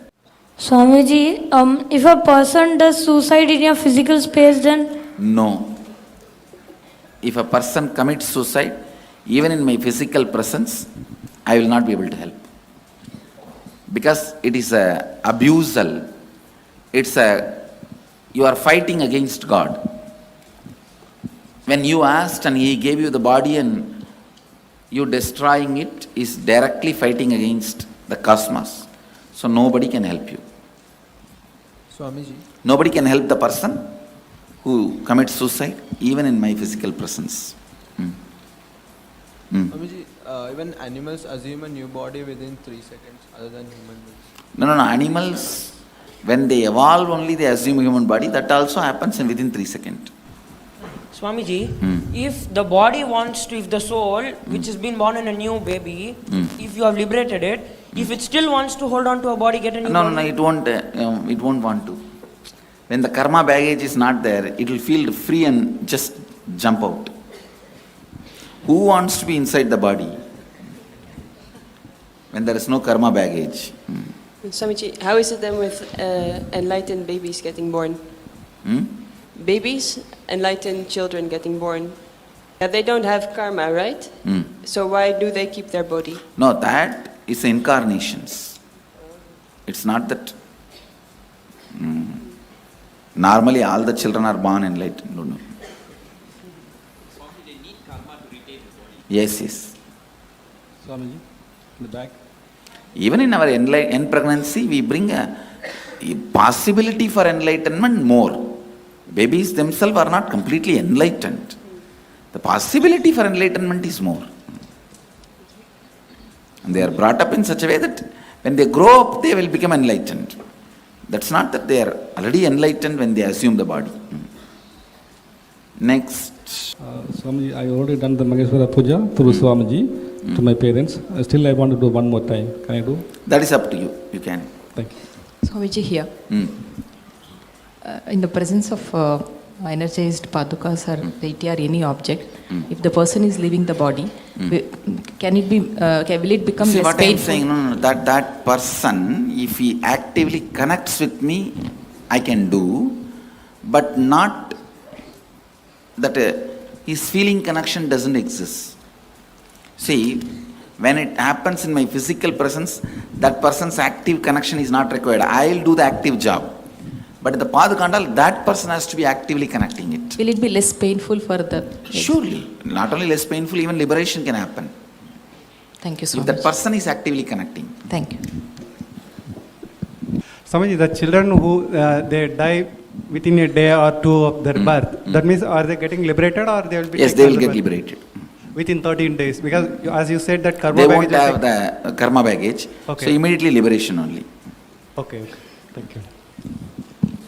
Swamiji, I wanted to share one experience. When I did my first Maheshwara Puja for my dad, since my dad died about 10-15 years ago, I didn't do any tarpana.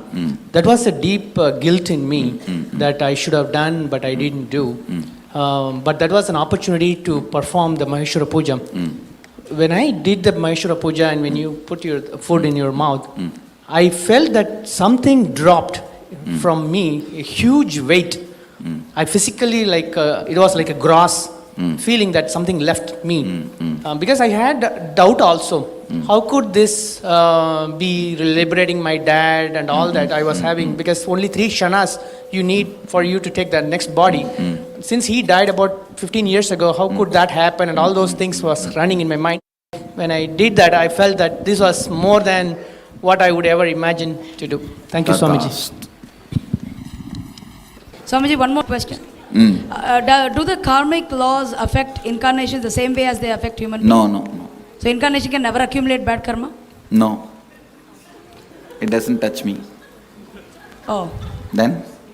I don't know, I'm just asking because some people thought you face so much harassment and all that is not because of any bad karma. Now you are also harassing me. What can I do? That is not because of my bad karma. I decided to be patient and answer you, that's all.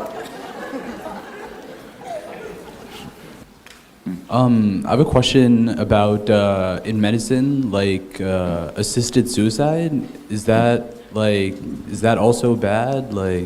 Yes, suicide is bad in every angle. The Vedic tradition, Hinduism does not accept suicide in any form. So even if the person's suffering, you shouldn't do that? Even if the See, the person should be kept alive with all possible available scientific inventions, discoveries as long as possible. And if doctors should not do euthanasia. Yeah. Mercy killing, doctors should not do. At least for all my disciples, I tell you guys, even if you do mercy killing, you will be prosecuted for murder in the cosmos. Okay. All right. So never ever do that. Okay. Never ever do that. Yes. All doctors, please do never encourage mercy killing. Never be part of the mercy killing. Don't even be a passive partner in that mercy killing process. Cosmos records it as a murder. So even if your country law accepts, cosmic law doesn't accept, so you step aside. You tell them, my religion does not agree with this. For religious reason, I will not approve or encourage, be part of it. You be very clear about it and step aside. It is straight murder. It is straight murder. Nothing can be done. If somebody is attempting suicide, that will be hanging as a ghost forever till that natural time of moving to the next body comes. Accident, he will not have suffering because he is not destroyed himself. I'd like to participate in this Swamiji in the puja, but I won't be able to sit on the floor. Is it all right for me to sit on the chair? You see, it's a Shraddha, it's a ground ritual where the food is supposed to be spread on the floor and offered. Oh. That is why. Okay, thank you. Sitting on the floor will be as important as I need a photograph. Can I offer the puja to my husband's grandparents who I've never met? Whom you never met? Yes, you can offer. I had two questions. One, is there a Hindu position on organ transplants, lung transplant, heart transplant? The Hinduism is very clear. It accepts organ transplants. Okay. Second, what about hospice care? If a patient is dying and wants to just take hospice care is accepted in Hindu tradition. It is encouraged. Okay. Thank you. As much as possible, the patient should be kept alive. Swamiji, how about aborted life? Aborted life. Actually, life enters only when the baby is coming out of the mother's womb. In that 3 seconds only life enters. When the baby tastes this prana, the breathing, the breath of the world, only at that time life enters. So inside the heart beating and all is an extension of mother's heart, mother's life. Thank you. In one body, please understand, inside one body, two lives cannot exist. Swamiji, there is a condition of newborn baby where the kidneys are not developed, so the lung is also not developed. So the baby is put on the breathing machine support, and the whatever 24 to 30 hours the baby was there on the support. So there is not a clear, we were unable to see whether even adding a blood pressure support medication for a low BP, whether will prolong the baby's life or not, because the lung is not developed, so the baby is going downhill on the breathing machine support, which is considered maximum for the breathing aspect. So you have done everything best and then baby dies, no problem. But anywhere you lack, it is murder. That's all. We were not sure at the time whether even adding the blood pressure support medicine. No, what I am saying, you had certain medical intelligence. With that, honestly, you supported only life. Okay. That's all. Sure. There ends. Swamiji, one more question. The brainstem death which we certify. Even then, the body should be kept as much as possible. Because after the group of specialists certify the brainstem death, they actually withdraw the breathing machine support and all the medications. So, is it considered? Even that should not be done. Okay. Till the heart settles by itself. Okay. Should be supported. So, brainstem death is not considered a natural? No. Okay. It's not death. Okay. Thank you. It's only a type of a karana sharira, the coma, causal coma.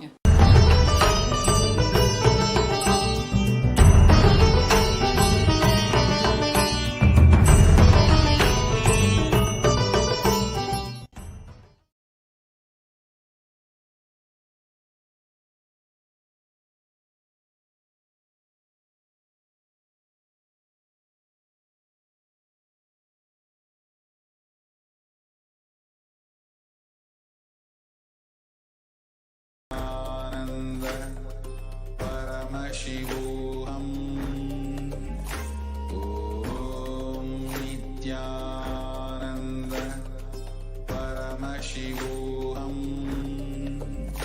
Om Nithyananda Paramashivoham.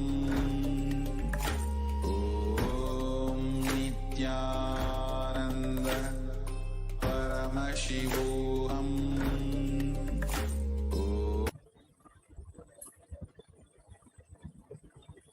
Nithyanandam, welcome back. And we just understood from the Supreme Pontiff of Hinduism many profound clarifications and details about what is Maheshwara Puja and how it works. So let's now go into what is the definition of Maheshwara Puja and what really it is, what is the ritual, what are the practices, and how powerful it really is. Maheshwara Puja is Hinduism's most ancient ritual prevalent even today. The ritual is offered in memory of a person who is no more, and Maheshwara Puja is offered by loved ones of the deceased to bring intense completion. And during the Maheshwara Puja, incarnations complete with the departed souls. Maheshwara Puja instantly bestows the performer with peace, completion, and emotional relief to smoothly recover from the trauma of the loss of a loved one.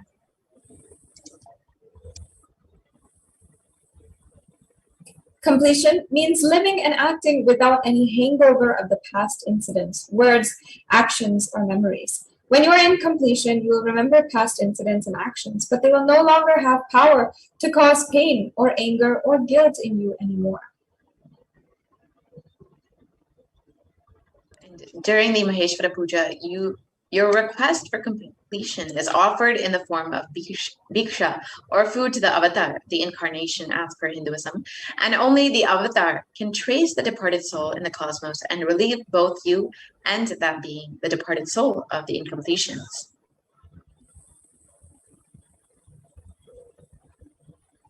Yes, and there's this Shastra Pramana from the Manusmriti about how departed souls actually wait for completion. It says, asadhim avadhim kritva panchamam pakshamam shritaha kankshitsani pitaraha klitsa anapyavahanam jalam. It means the departed souls wait eagerly for completion through food and water during the Mahalaya Paksha, which is the fortnight of departed souls. We can see from the Bhagirath story how the departed souls are just waiting for the completion, for the liberation from the Pitraloka. And you can understand the importance of performing the offerings in order to liberate the Pitrus, whether it's the Shraddha or the Maheshwara Puja. And where can you offer the farewell ritual for completion? The tradition says that the Bodh Gaya, the Gaya where Buddha became enlightened, where Bhagavan Vishnu's feet are worshipped, that place is very well known for energy of Pinda and Pinda Shraddha for the completion with the departed souls. And the tradition says that the Badrikashram, Bhagavan Kala Bhairava himself receives Brahma Kapala holding Brahma's skull and receives the Pinda and offers it to Bhagavan Vishnu on our behalf. So, and also Manas River near Kailasa in the Himalayas. So these are the three places where you can offer the Shraddha rituals for completion with the ancestors.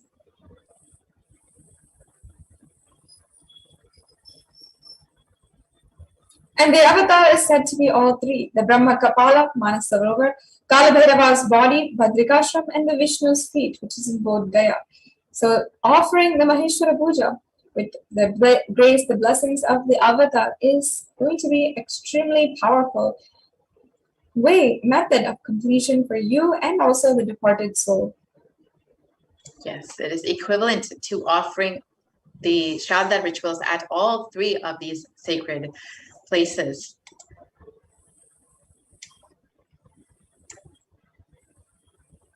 And if it so happens that the departed soul has already taken the next birth, by offering the Maheshwara Puja, you will be relieving them of their karmas, and suddenly the soul starts progressing in their journey, wherever he needs to progress.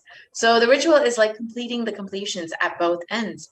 It is a blessing of an incarnation when he sits and accepts the Maheshwara Puja.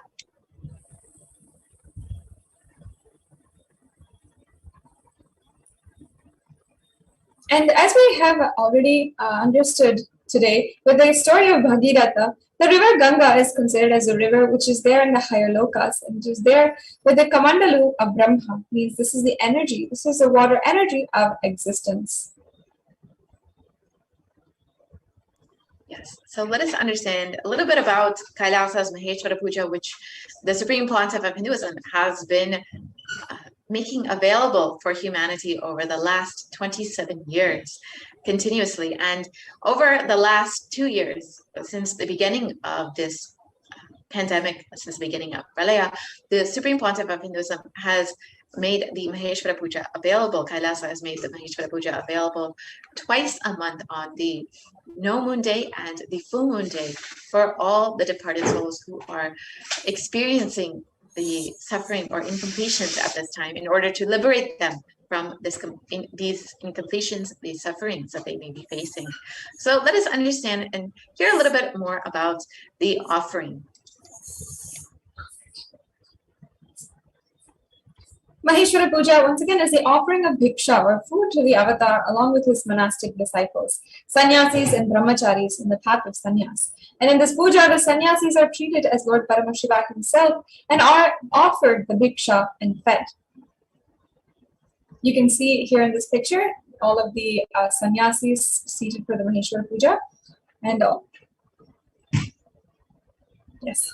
So all the sannyasis of the Nithyananda order seated for the Maheshwara Puja, and as well the participants of the Maheshwara Puja who offered the Maheshwara Puja on their behalf as well, sitting in the middle.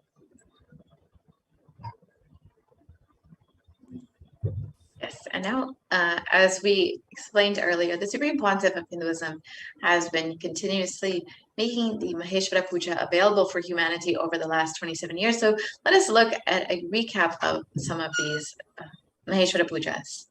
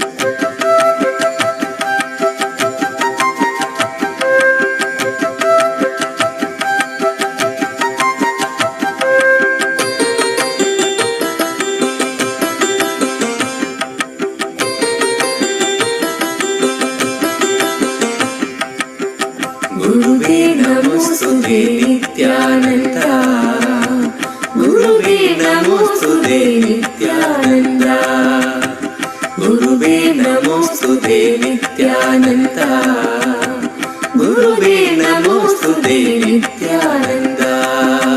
Ajam Nirvikalpam Nirakaramegam Niranandamanandam Advaita Purnam Param Nirgunam Nirvisesham Niriham Parabrahma Rupam Nityam Bhajema.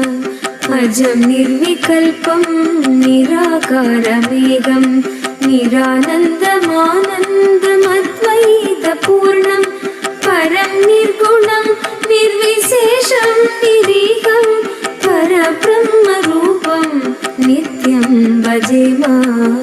Guruve Namostute Nithyananda, Guruve Namostute Nithyananda, Guruve Namostute Nithyananda, Guruve Namostute नमोस्तुते नित्यानन्दा गुणतीतमाद्यं चिदानन्दरूपं चिदाभासकं सर्वगम्यातगम्यं मुनिन्देपरूपं महासम्भरेशं परब्रह्मरूपं नित्यं भजेम गुणतीतमाद्यं चिदानन्दरूपं चिदाभासकं सर्वगम्यातगम्यं मुनिन्देपरूपं महासम्भरेशं परब्रह्मरूपं नित्यं भजेम गुरुवे नमोस्तुते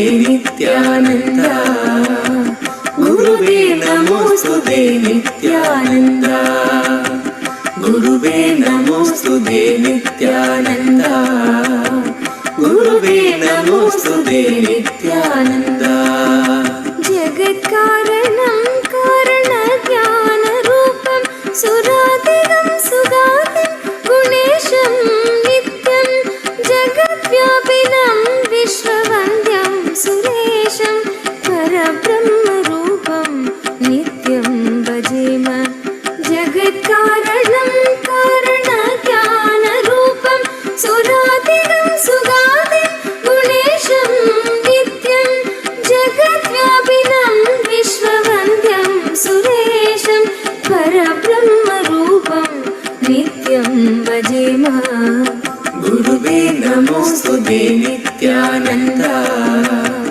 गुरुवे नमोस्तुते नित्यानन्दा गुरुवे नमोस्तुते नित्यानन्दा गुरुवे नमोस्तुते नित्यानन्दा रजो योगतो ब्रह्मरूपं हृदिज्ञं सदा कार्यशक्तं कृताचिन्त्यरूपं जगत्कारणं सर्वविद्यानिधानं परब्रह्मरूपं नित्यं नतास्म रजो योगतो ब्रह्मरूपम्.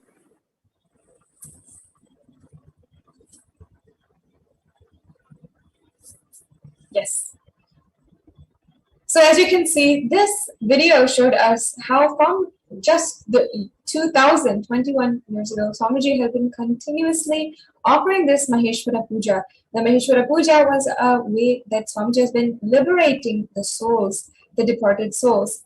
And now in Kailasa, the Maheshwara Puja occurs twice each month on Amaravati and Purnima Day, when it's a very auspicious day in order to offer the Maheshwara Puja. And you're seeing that as the sannyas sampradaya had grown more and more, the ritual was observed, and the more grandly the Maheshwara Puja was performed. And tradition says that offering the food to the avatar is equal to feeding 10,000 hungry. The best place on planet Earth to give the Pinda Tarpana, the food for the departed souls, completion with living and those who left the body, is the stomach of a sannyasi. That is the Jataragni, the digestive fire. The hunger of a sannyasi is the best fire into which you can offer the Pinda Tarpana. And there is a shloka from Shloka 3 from the Shoma Shamu Padati describes the Maheshwara Puja, and it states, the sannyasis and brahmanas who have been initiated into the Shiva Diksha are eligible to be appointed as the representatives of the Pitrus in the Shraddha offering. So you can see the direct reference of the Maheshwara Puja here.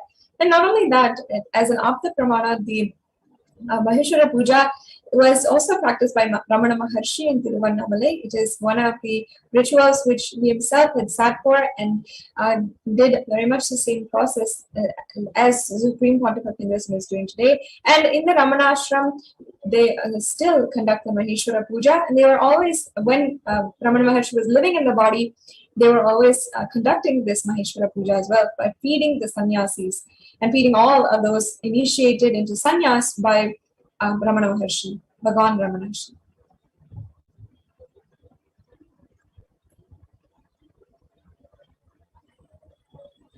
And the Shraddha, the ritual offering to the departed souls, reaches the Pitrus, the departed ancestors, directly. The Maheshwara Puja is 1,000 times greater than offering any Shraddha, any Pinda in any river, any water body, any lake, any holy land, any holy place. The reason being, the sannyasis intend only to have enlightenment, having renounced all other desires and needs. So serving them with intention of completion brings about the same effect in the departed souls and helps them attain enlightenment and get merged with the cosmos.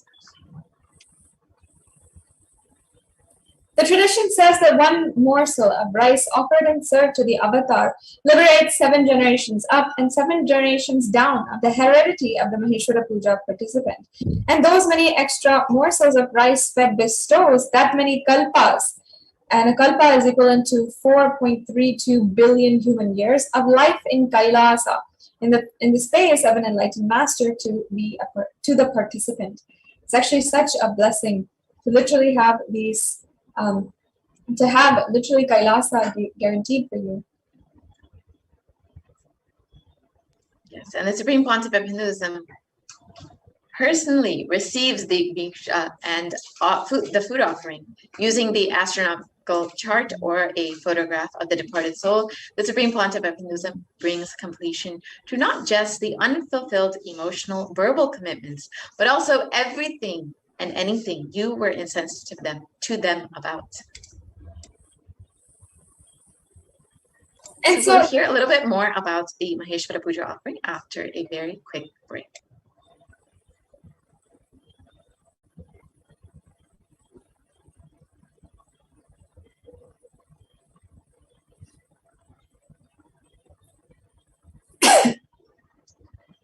Just be alive for next 3 years. Don't die within next 3 years.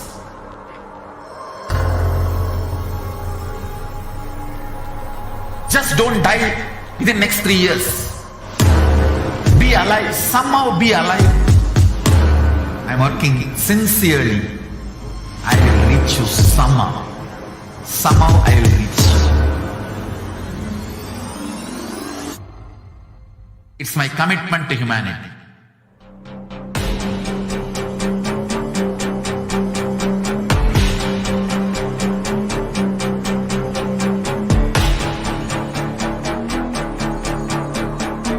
Just don't die within next 3 years. I will reach you wherever you are, whichever corner of the world you may be. I will reach you with enlightenment.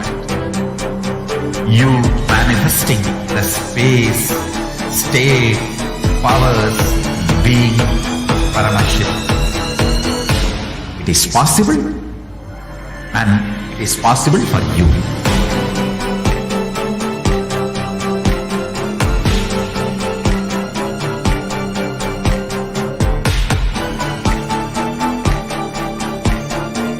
Paramashivoham will reach you with enlightenment science. I know he is going to do the job. Just be alive for next 3 years. Nothing else. Yes, welcome back. So, what is the difference between Shraddha and Maheshwara Puja? One essential question. In Maheshwara Puja, completion is both for you and the departed soul, so their next journey is free of karmic baggage. Maheshwara Puja can be conducted only in the presence of an avatar who can connect to the departed soul in the cosmos.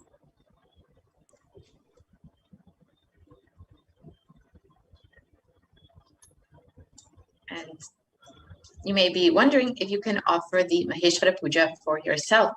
And the answer is yes. Kailasa accepts the request to conduct the Maheshwara Puja for individuals. Please note that it is for you only. The Kailasa cannot conduct a Maheshwara Puja on behalf of for your family, friends, or anyone who is still within the body. Only those souls who have departed, or for yourself, you can offer Maheshwara Puja.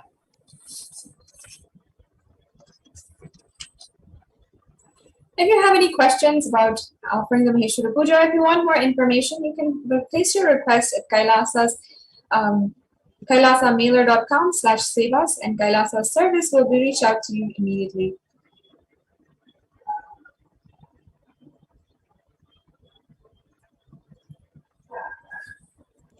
And now we will watch a short sharing about a devotee who experienced intense completion after the Maheshwara Puja and manifested so many things that he wanted in his own life. So we'll be watching that video and we'll be right back.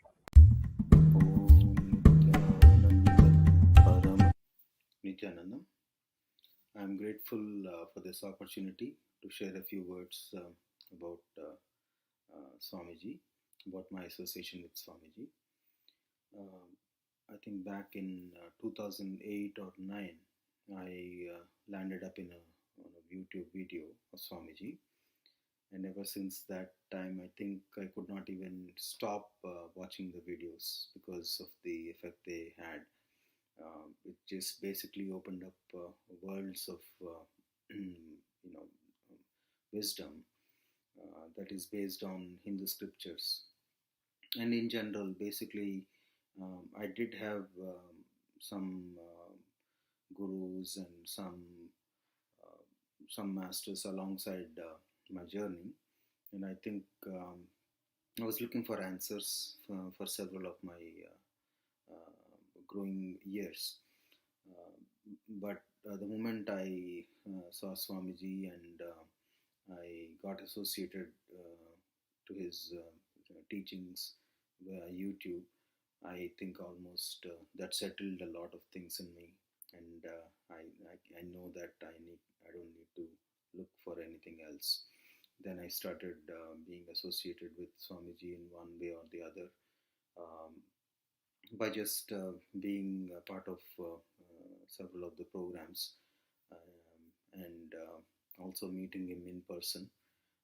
Back in the day, Swamiji used to offer programs that we could actually sit at his feet and learn from the master. So I was exposed to that teachings back in something like 2014 or so. I think I did my first IA as well, and just before that, a few years before that, the several impossibilities started breaking. They made no sense to me because basically I used to keep some limitations and not attempt anything. And even though I knew that there was some potential in me, I could not have the courage. I could not have the mindset to attempt.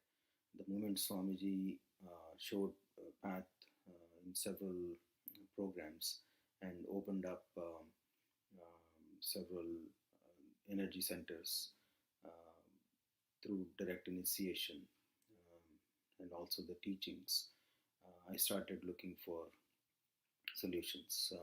First time, I think after IA, I remember that he blessed me with a job, and he said, "Oh, you did not get a job still? Okay, by this date you will get it." And I could not believe that just the day he mentioned, though this job was supposed to happen, it happened just on the day that Swamiji mentioned and with the highest payment. So back in the day, I was a little bit worried about the money part and all that. So after that also, I started exploring my other opportunities, which I've kept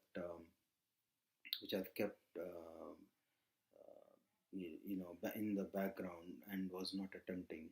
So I bought a franchise. Several things that I wanted to do earlier in my life started opening up, and my relationships and several other areas.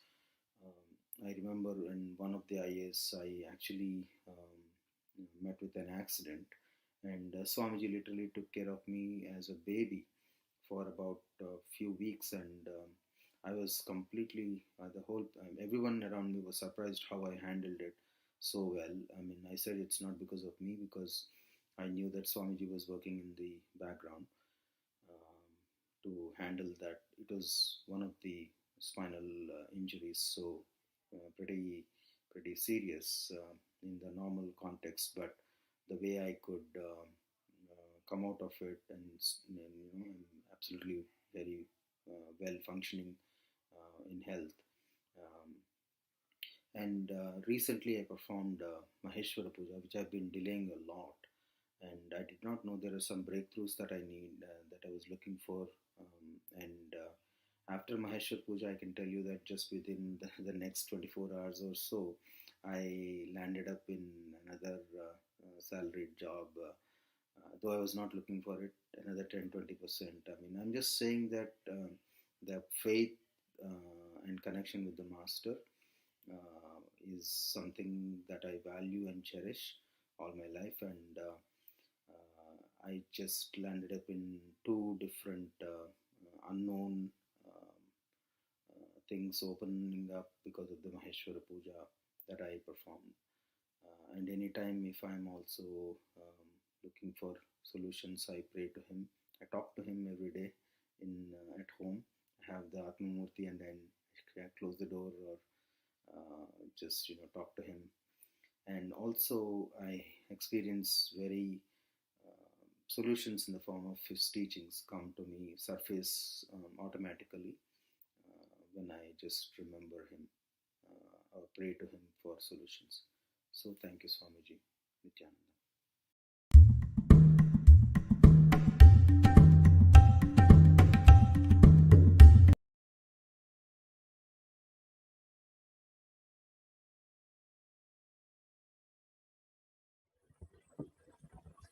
Yes, so after that wonderful sharing, now we will be moving on into the next segment of today's program. We'll be hearing a little bit more about Maheshwara Puja, the various different experiences, and also all of the other offerings that you can make to Devi Parashakti. And not only that, but the upcoming festivities with Jayanti and also the upcoming events. And we'll be hearing all of this and more in just a short time after a quick break.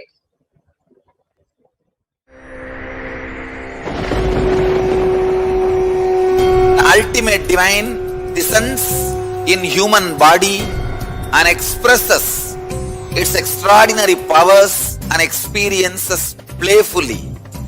Sundareshwara is the embodiment of this statement. He is not Shiva as you understand, sitting in the Himalayas, frozen in the ice, in Samadhi. Sundareshwara is an artist with tremendous heart, ready to listen to human sufferings, ready to bend for human emotions. The one and only thing you need to obtain His grace is simple feeling connection. That's all. He bends for anybody, to any level. Even the word compassion is too small. He is still available. Even now, He is there. He assumes human body and relates with you, answers you, responds to you, raises you.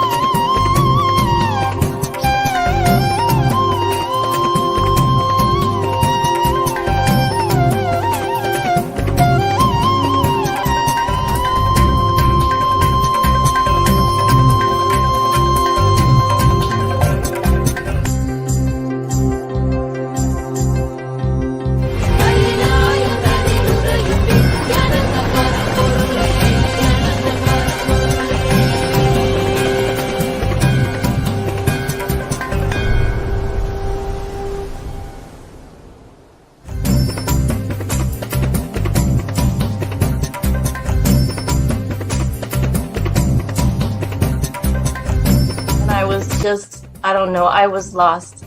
And then he was done speaking, and just tears just started pouring out of my face. I'm just like, ugh, I don't know what just happened. It was just like unbelievable, just unbelievable. I was just, I'm shaking now just remembering it. I don't know what shifts inside you. It's just, I literally felt the strong initiation happening at that time when Swamiji blessed. I don't know, it just puts you in some different world altogether, and suddenly everything seems possible. Everything seems, like that impossibilities in that 1 second, fraction of a second, that impossibility drops from you. And you just, everything seems possible, that you get into that space of possibility. And I think, that is the greatest, dropping the impossibilities is really, and something changes in you, something shifts in you. You can physically feel the change. And the energy that is generated is really, it's phenomenal.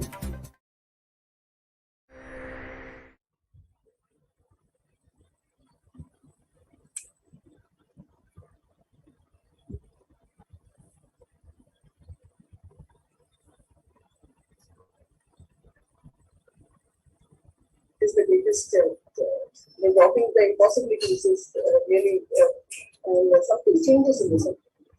Nithyanandam, and welcome back, dear viewers, for our next segment. And we all heard about the Maheshwara Puja and how significant is Maheshwara Puja, and how it is actually the only ritual that we have to liberate the departed souls with the grace and blessings of the Supreme Pontiff of Hinduism.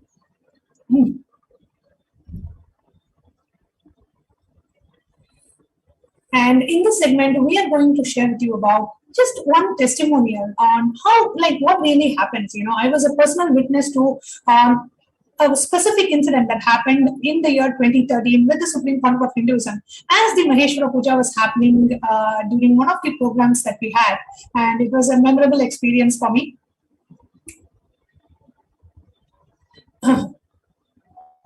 So just this experience that I had with the Maheshwara Puja.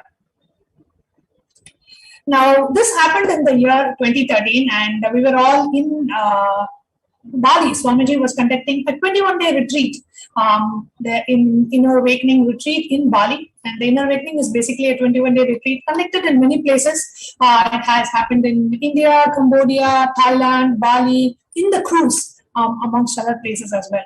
So during every Inner Awakening, which is a 21-day retreat, and for those of you who are like, yes, I have done Inner Awakening, and for all of you, we have very good news, and Inner Awakening is making a comeback after almost 3 years of not having Inner Awakening programs. I'm sure all of you are eagerly waiting, and we have tons of messages on our Facebook and on the live chat on the Inner Awakening site. When is Swamiji going to do the next Inner Awakening? So stay tuned. We are going to be having the next Inner Awakening coming up really, really soon. So do stay tuned to know more about when is the next Inner Awakening going to be.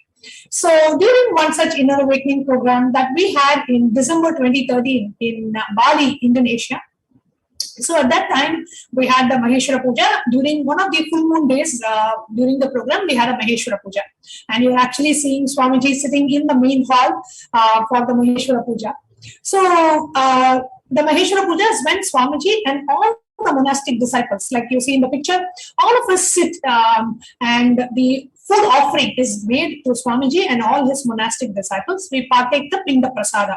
And the food that is partaken is connected to the completion of the departed souls, and the departed souls experience completion. So during one such Maheshwara Puja, what happened was, typically what we do is all the participants, whoever wants to receive blessings for the departed souls, they submit their pictures either in print or via email. Then we make a board. You can see in the picture that you see on the screen. So there is a board where the pictures of all the departed souls are pasted. And as Swamiji partakes the Pinda Prasada, Swamiji looks at and connects to all the souls that have the departed souls, and Swamiji liberates them.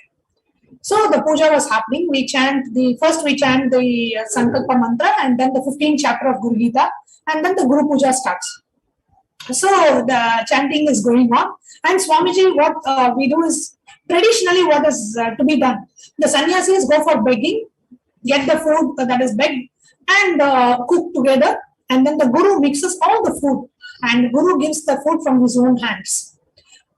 Here we don't go for physical begging now, but it's all online. So here the participants, they offer their contribution, and the food is prepared. And here you see in the picture, the pictures of all the departed souls are pasted in the board.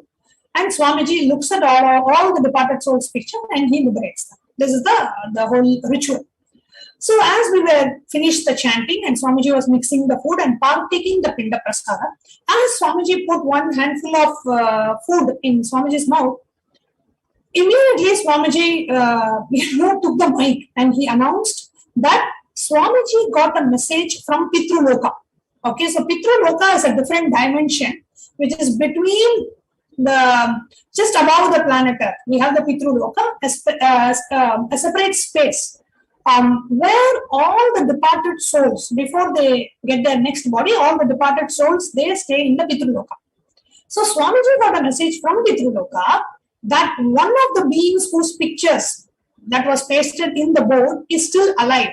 That person is not dead, but the picture somehow made it up to the screen. And the person is still alive. And if Swamiji, as Paramashiva, accepts the Pinda, accepts the Shraddha offering, means the offering for the departed souls, then the Pitruloka, they will have to take the life of the soul and then accept the Pinda, accept the Shraddha, the food offering. So this is the message that the Pitruloka has sent, has told Swamiji. Swamiji, this one soul who's still alive. If Swamiji accepts and offers the Pinda, then we will have to take the life and accept. Because when Swamiji does something, they have to accept it. It cannot be that Swamiji, does Maheshwara Puja offering and then Pitruloka doesn't accept. It cannot be like that, right? So the ultimate and utmost respect to Paramashiva. So this is the message they sent back saying, Swamiji, please, we don't know what to do. This one person who is still alive. So then immediately Swamiji took the mic and announced, saying that one person in this photo is one of the departed souls, or one of the person's picture is here, is not yet, he's still alive. So immediately all the participants were called and we told them, please check every picture, every person in the picture, every face that is shown, please check thoroughly. And after we thoroughly checked, we came to know that one participant, out of her unawareness, she had given the picture of, I think, her mother, if I'm not wrong. But in that picture, there was one other person in the picture along with the mother. It was like a group picture, but she forgot to crop out that person's face. So we immediately removed that and we cropped it out and put it, and then Swamiji accepted offered the Pinda and the Pitruloka accepted it. So please understand, every offering that is made during the Maheshwara Puja is directly accepted and by the Pitruloka, and it is directly related to the completion of that soul. So Maheshwara Puja is a very, very, very sacred offering. And if at all you want to do anything for any of the departed souls in your family, the best offering that you can do is Maheshwara Puja. So you can go ahead and register for the Maheshwara Puja by visiting our website www.kailasamela.com/sevas. And we have a very beautiful, one of the devotees who offered the Maheshwara Puja, Murthy Aduriyaya from the US, has immediately after he offered the Maheshwara Puja, manifested 2 new jobs. Within 48 hours, he manifested 2 new jobs. And we had one more devotee who, right after offering the Maheshwara Puja, the devotee had a case which was pending on for 2 years and couldn't come on trial, and they didn't have a date for the next 6 months. Immediately, within 24 hours after the Maheshwara Puja, after the completion happened within her, she immediately got the court date preponed. So when the completion happens within us, you will see that the outer world manifestation happens as a side effect. So those of you who are watching, if you have any questions about the Maheshwara Puja, or if you have not yet offered the Maheshwara Puja, please go ahead and register for the Maheshwara Puja. You can post your questions in the YouTube live chat, and you can offer the Maheshwara Puja. The website to offer the Maheshwara Puja, we will be putting it on the screen, which is kailasamailer.com/sevas, www.kailasamailer.com/sevas. You can go ahead and register for the Maheshwara Puja offering. The next Maheshwara Puja is happening on the full moon day, which is the 19th of December. 19th of December, we have next Maheshwara Puja, so do not miss offering the Maheshwara Puja. So let's now enter into the next segment, where we are going to share with you the offerings that we have to Devi Parashakti, the various offerings that we have to Devi Parashakti, and the significance of connecting with the divine, connecting with the deities, I have a very interesting personal experience to share with all of you, how important and how easy it is for us to connect with the deities. And I have my own personal experience that I would like to share with you, and then we will be entering into the various offerings that we can make to Devi Parashakti. So this was way back in the year 2008. 2008-2009 time frame. I was still working as a software engineer in Microsoft, and I was also a priest in the Nithyananda Paramashivam Devalaya in Seattle. So Swamiji's temple. I got trained as a priest, and I used to offer my priest services like a pujacharya. So my routine used to be 3 days a week. I have to go in the morning from 6 to 9. 3 days a week, I will have to go and offer the Suprabhata Seva, means waking up the deities from bed. And offering the Abhishekam to Paramashiva, and offering the break, like the Naivedya Seva. And after that, 9 o'clock it will finish. So this is like a 3-hour ritual. From sharp 6 you have to start, you have to wake them up. And sharp, I think 9 o'clock you have to offer the 8:30 or 9 you will have to offer the breakfast. And then by 9:30 I should be done. So I can go to the work, and I'll be at work before 10 o'clock. So this is my routine. So typically I used to be previously, since the way I was born and brought up, from the age of 5 or 6, I've been drinking coffee in the morning. So as soon as I wake up, I have to have a cup of coffee, like a hot coffee I have to have. So this has been my habit since the age of maybe even 5 or 6. Till I was 23 or 24, every day without missing, I had coffee in the morning right after I wake up. Within 10 minutes, I should have the first thing after I brush is I will have a cup of coffee, and then only my day starts. That used to be my routine. It has become my muscle memory, bio memory, everything. It has become my bioenergy, everything. It's such a part and parcel of me. And one day, if I don't drink coffee in the morning, I feel like my day hasn't begun. I'll be like so paranoid, and I'll not be my regular self until I have that coffee. And I used to enjoy coffee like anything. So, and always, even if I have to go to temple at 6 o'clock, I used to wake up at 5:30, take a bath, have a cup of coffee, and then go. So that way, I am all set for doing the temple routine. One day what happened is I woke up really late. I woke up at like 5:50 in the morning, and I have to be in the temple at 6 o'clock, and I have a 5-minute drive. So I had to and you have to be like sharp in the temple at 6. So I had to take a really quick shower, and I have to rush and go to the temple. And the rituals have to start at sharp 6 o'clock. So somehow I just managed to reach the temple at 6. Sharp 6 I somehow managed, but there was absolutely no way I could have had my coffee. Right, because there's no time to hardly any time to have a very quick bath. So I had to take a bath, and I had to rush, and there's absolutely no time to have a cup of coffee. Even if I had 1 minute, I would have made and I would have drunk on the way, but I didn't even have that 1 minute. So I had to go. So 6 o'clock I have to start the ritual, and there is no other replacement pujacharya at that time, just for me to finish my cup of coffee and continue. So 6 o'clock I started the ritual, and the ritual continued. And I'm like, I have to first wake the deities from the bed. Then I have to give a, bath to Paramashiva. Right? Abhishekam has to be done to Paramashiva. And I was always, until I met Swamiji, and of course after that also, always used to be a great, devotee of Paramashiva. I used to really enjoy connecting with Paramashiva. So I'm here and giving the bath to Paramashiva, and I'm like, inside me, it is like, you're making me give bath to you. You don't even give a cup of coffee to me, but I have to do all this to you. Inside me, there's so much of resistance and fight going on with Paramashiva, saying, you're making me do all this, but won't you not even give me a cup of coffee?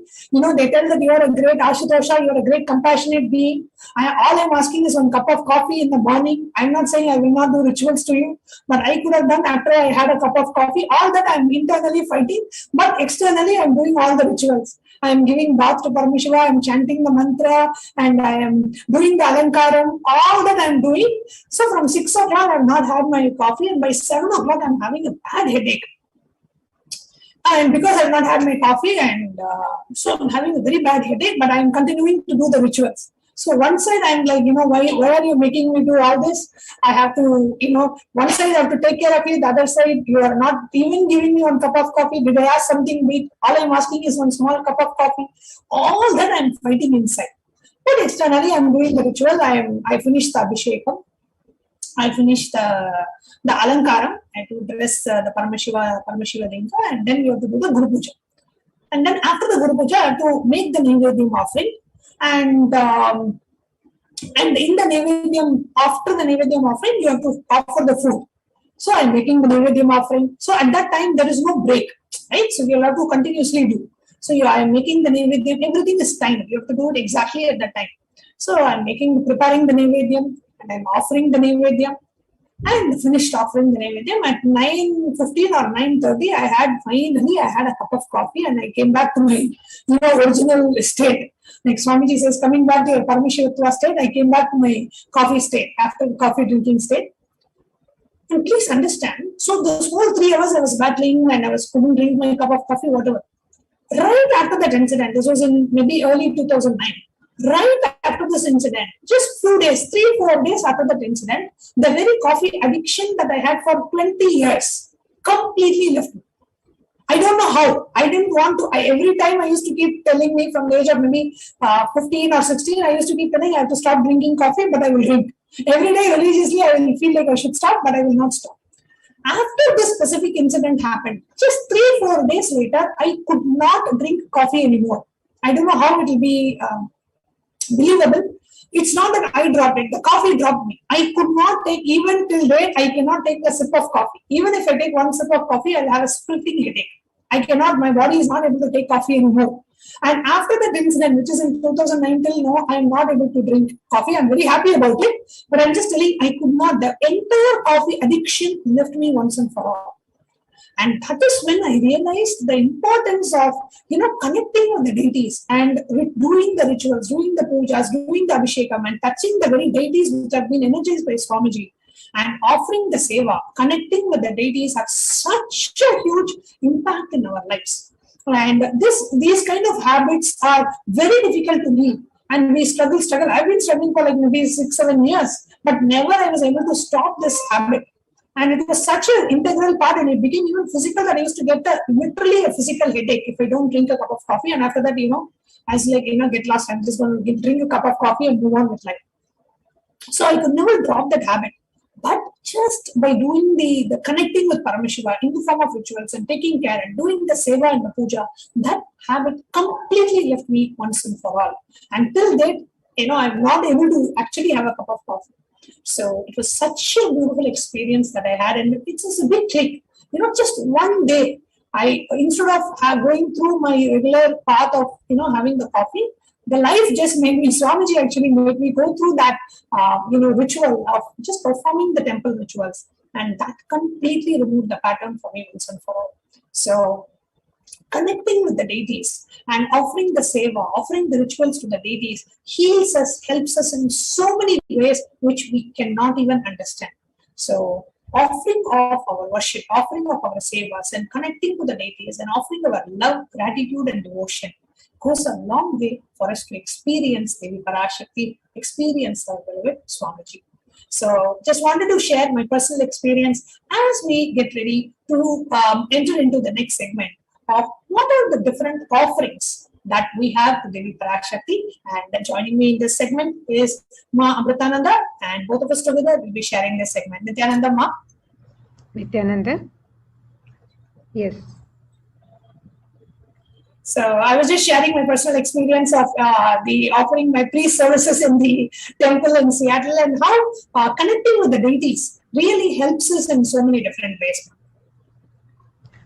Yes, Ma. It's only when we are exposed to this understanding, this deeper understanding of the deities and the rituals, and after meeting Swamiji, that even as Hindus, we are able to relate with this.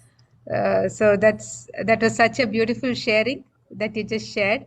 And every time we connect with Swamiji, even for me, most of my experiences are from whenever I attend Inner Awakening or programs with Swamiji.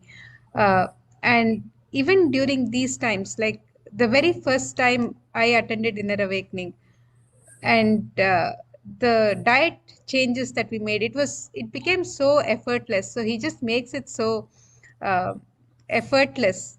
Absolutely. That we think that is absolutely required, it just drops. So yes. So beautifully said. And even without us realizing that, it is such a big pattern and we have to drop, we don't even realize that what we need to do and the kind of tapas typically people do to overcome such patterns. And Swamiji just removes it just like that. So beautiful, ma'am.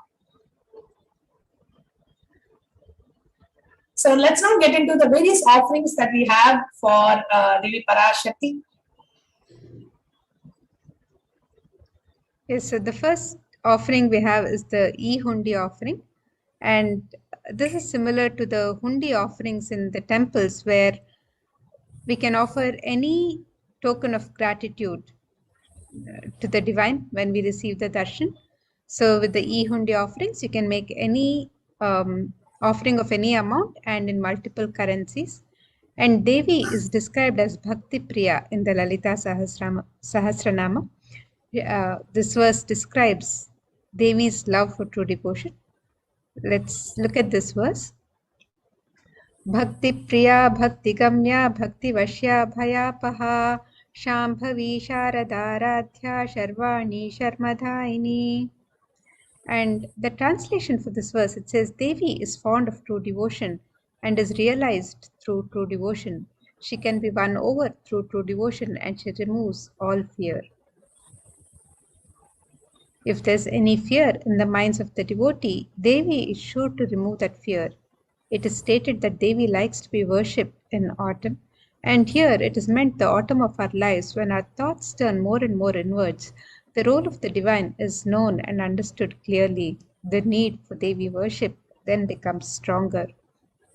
Shambhavi is the consort of Shambhu, Lord Shiva. Sharadaradhya is Devi, who is worshipped by Sharada, Devi's Sharada herself, Devi Saraswati. And Sharvani is the wife of Lord Shiva. Linga Purana describes Shiva as Sharva in his earth form. And Sharmadaini is Devi who bestows a happiness on her devotees. So you can make your offering of gratitude and devotion to Devi Parashakti through the e-hundi offerings on the website www.kailasamailer.com/sevas, and you can make this offering in multiple currencies and any amount of your choice.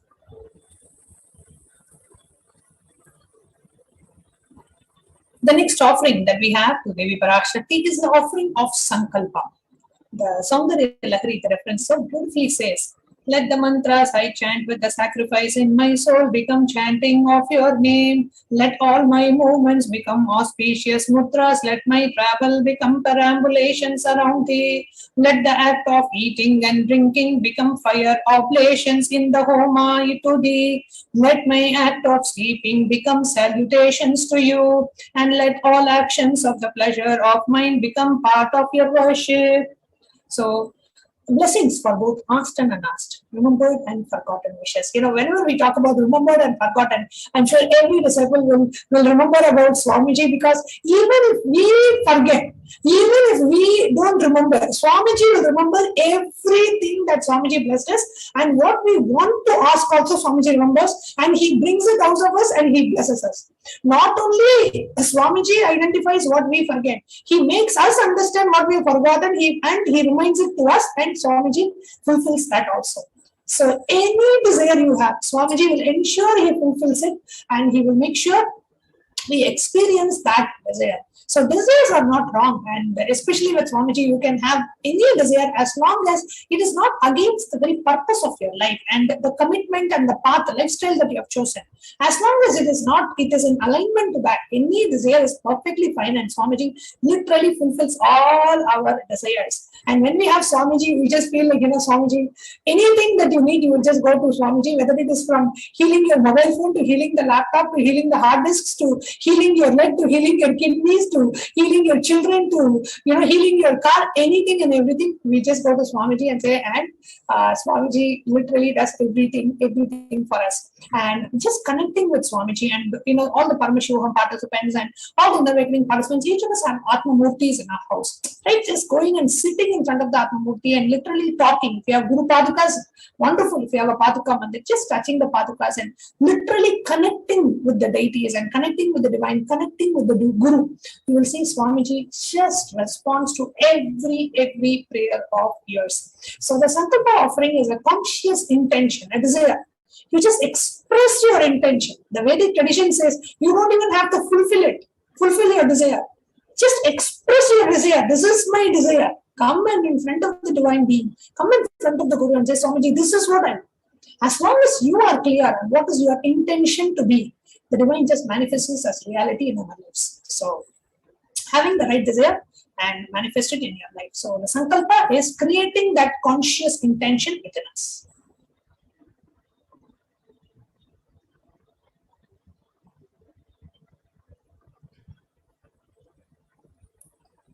Yes, and the next offering we have is the Devi Sahasranama Swarnakasu, which is the offering of the pure gold coin, where each coin is inscribed with one of the 1008 sacred names of Devi Parashakti. And you can make this offering in 3 different denominations and any number of coins as you wish to offer. And this offering, where each coin is inscribed with one of the 1008 sacred names of Devi Parashakti, the names which describe her Ananta Kalyana Gunas, the very divine qualities of Devi Parashakti.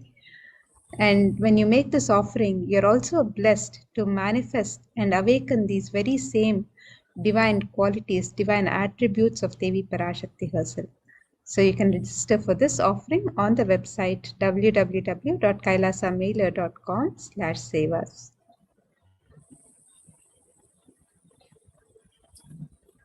The next offering that we have to Devi Parashakti is the offering of Mukta Anguti, the finger ring with a pearl. The Devi Suktam so beautifully says, let the goddess who brings good fortune, who is praised by the gods, who is saved by the Devendra, who is praised by the Devas, troubled by the Asuras, who is praised and remembered as devotion to her solves all, who is the source of all good in the world, let that goddess destroy all obstacles. Offering of devotion to Devi Parashakti and receiving her blessings for protection from all fears and dangers. And you can offer the Mukta Anguti, the finger ring with a pearl, which comes in 3 different sizes for $251, $501, and $751.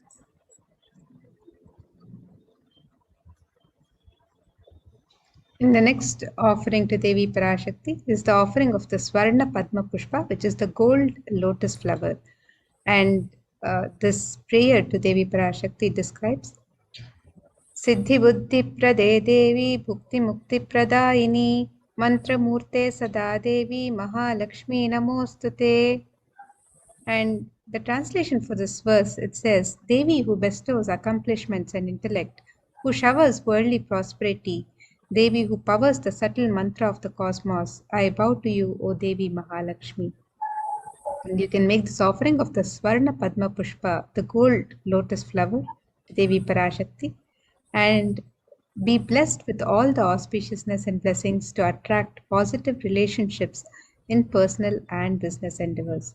So you can make this offering on the website www.kailasamailer.com/sevas.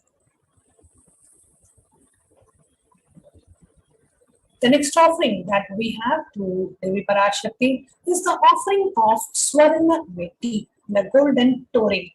The beautiful reference from Saundarya Lahari which says, Lord Brahma, the creator of yours, selects the dust from your feet and creates this world. The great Adisesha with his 1,000 heads somehow carries the dust of your feet with great effort. And the great Lord Rudra takes it and powders it nice and uses it as his holy ash.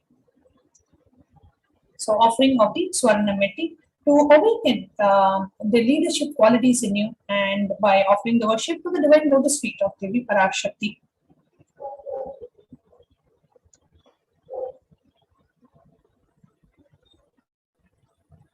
And the next offering to Devi Parashakti is the offering of the Swarna Mangtika, which is the gold hairline jewelry which adorns the crown of Devi Parashakti and which represents the overflowing nectar from the Sahasrara. Devi is described as Sudha Sarabhivarshini in the Lalita Sahasranama Stotra. And this means she who makes the nectar flow from the Sahasrara Chakra, which permeates through all our 72,000 nadis and the Agna Chakra, the third eye, and gives us the ultimate experience of the cosmos. So you can make this offering of the Swarna Mangtika, the gold hairline jewelry, and receive the blessings for an enlightened lifestyle. You can register for this offering on the website www.kailasamailer.com/sevas.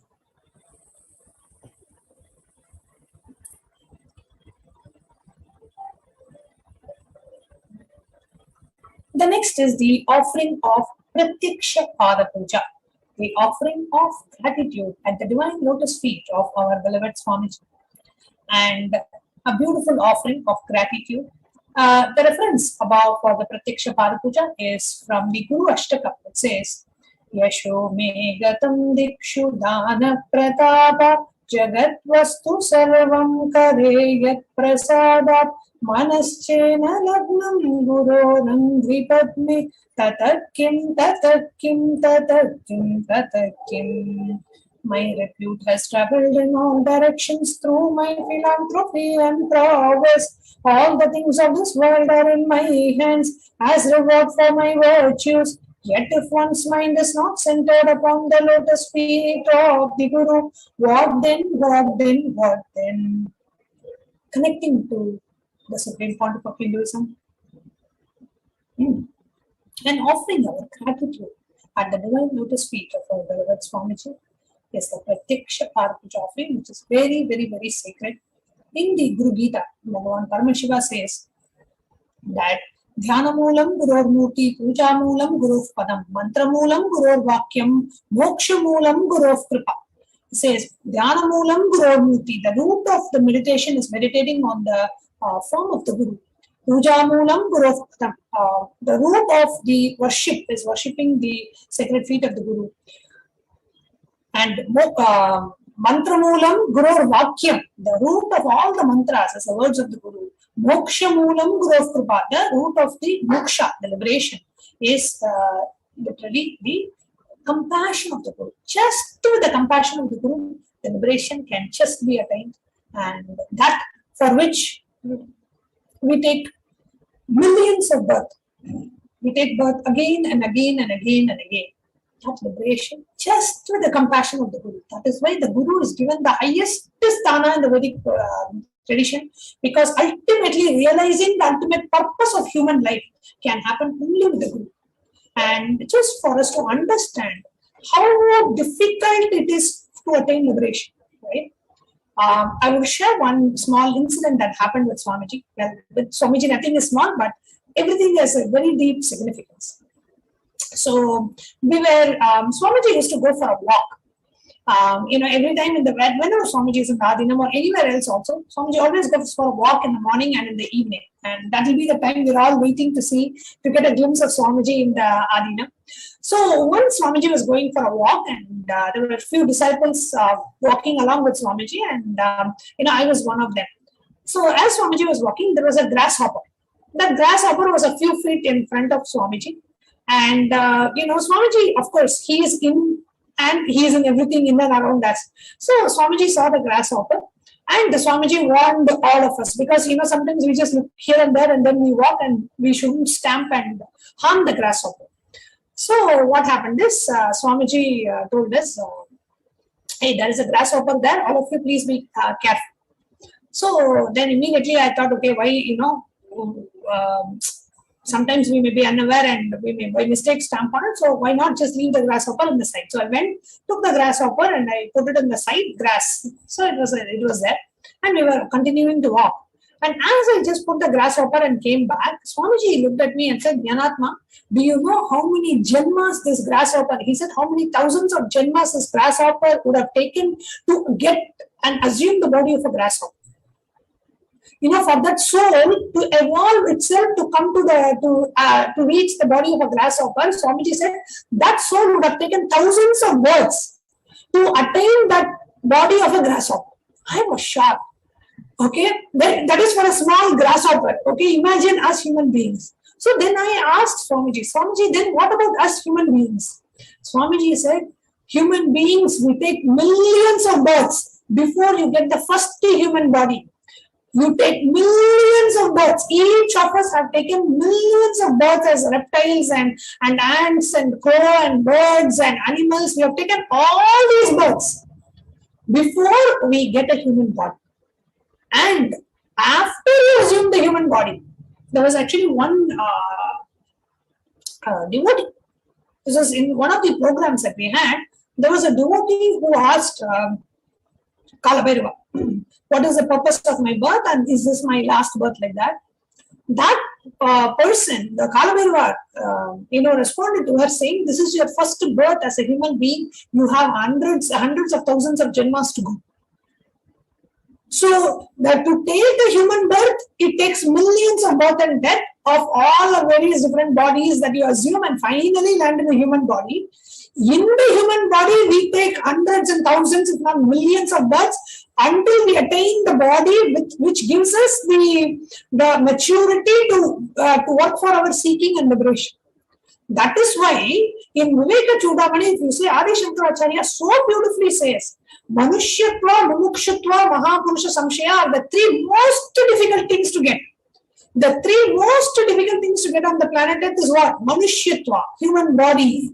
We take human body for so much granted. This is most difficult to get. Second, Mumukshutva, in the human body having a seeking for an ultimate, seeking for a guru, seeking for experiencing Paramashivoham. Second, and the third, you may have a human body, you may even have a seeking, but having the nearness of an enlightened master, having a guru, and having an avatar as a guru, it is just impossible to have all these three combinations. Manushyatva, Mumukshutva means a human body, the seeking awakened in us, and the presence of a guru happening in our lives is the most difficult to get in the cosmos. And each and every one of us listening to us, we have all the three. We have a human body, we have seeking, which has led us to the guru, and we have Paramashiva himself has come down as the guru to liberate us all. We have taken millions of births, and in the human body, we have taken hundreds of thousands of janmas. Finally, you have landed in that body. Finally, you have landed in that space where you have a guru who is liberating, who is absolutely taken the commitment. As a disciple, when Swamiji initiates you as a disciple, it is not that we give any commitment. It is Guru gives a commitment. That as accepting you as a disciple, I will liberate you. And Swamiji liberates until you experience liberation. He will continue to guide until he will never give up on us. For that being who has happened to liberate us from the karmas of millions of births that we have had. And in this birth, we have ultimately reached the source who is going to liberate us. What can we do? What else we can do? Just other than saying, thank you so much. What have I done to have a guru like you in my life? Thank you so much. That offering of thank you from the depths of your being, when that happens, that is the Pratyaksha Padapuja offering. An offering of gratitude. Just remembering, even, you met Swamiji 2 years back, 5 years back, 10 years back, remembering the different clicks that you have received, the powerful cognitions that you have received, the knowledge that you have received, how your body has experienced the higher level experiences, the higher states of consciousness, what all you have experienced after Swamiji has happened in our lives. Just remembering each and every one and offering our gratitude at the divine lotus feet of our beloved Swamiji is the sacred Pratyaksha Padapuja offering. Yes, Mahavatama, what would you like to share a few words about the Pratyaksha Padapuja? Yes, Ma, actually, as you were sharing about the Sankalpa and how, Swamiji always even when we say asked and unasked, it is Swamiji who gives us this experience. And also the Pratyaksha Pada Puja.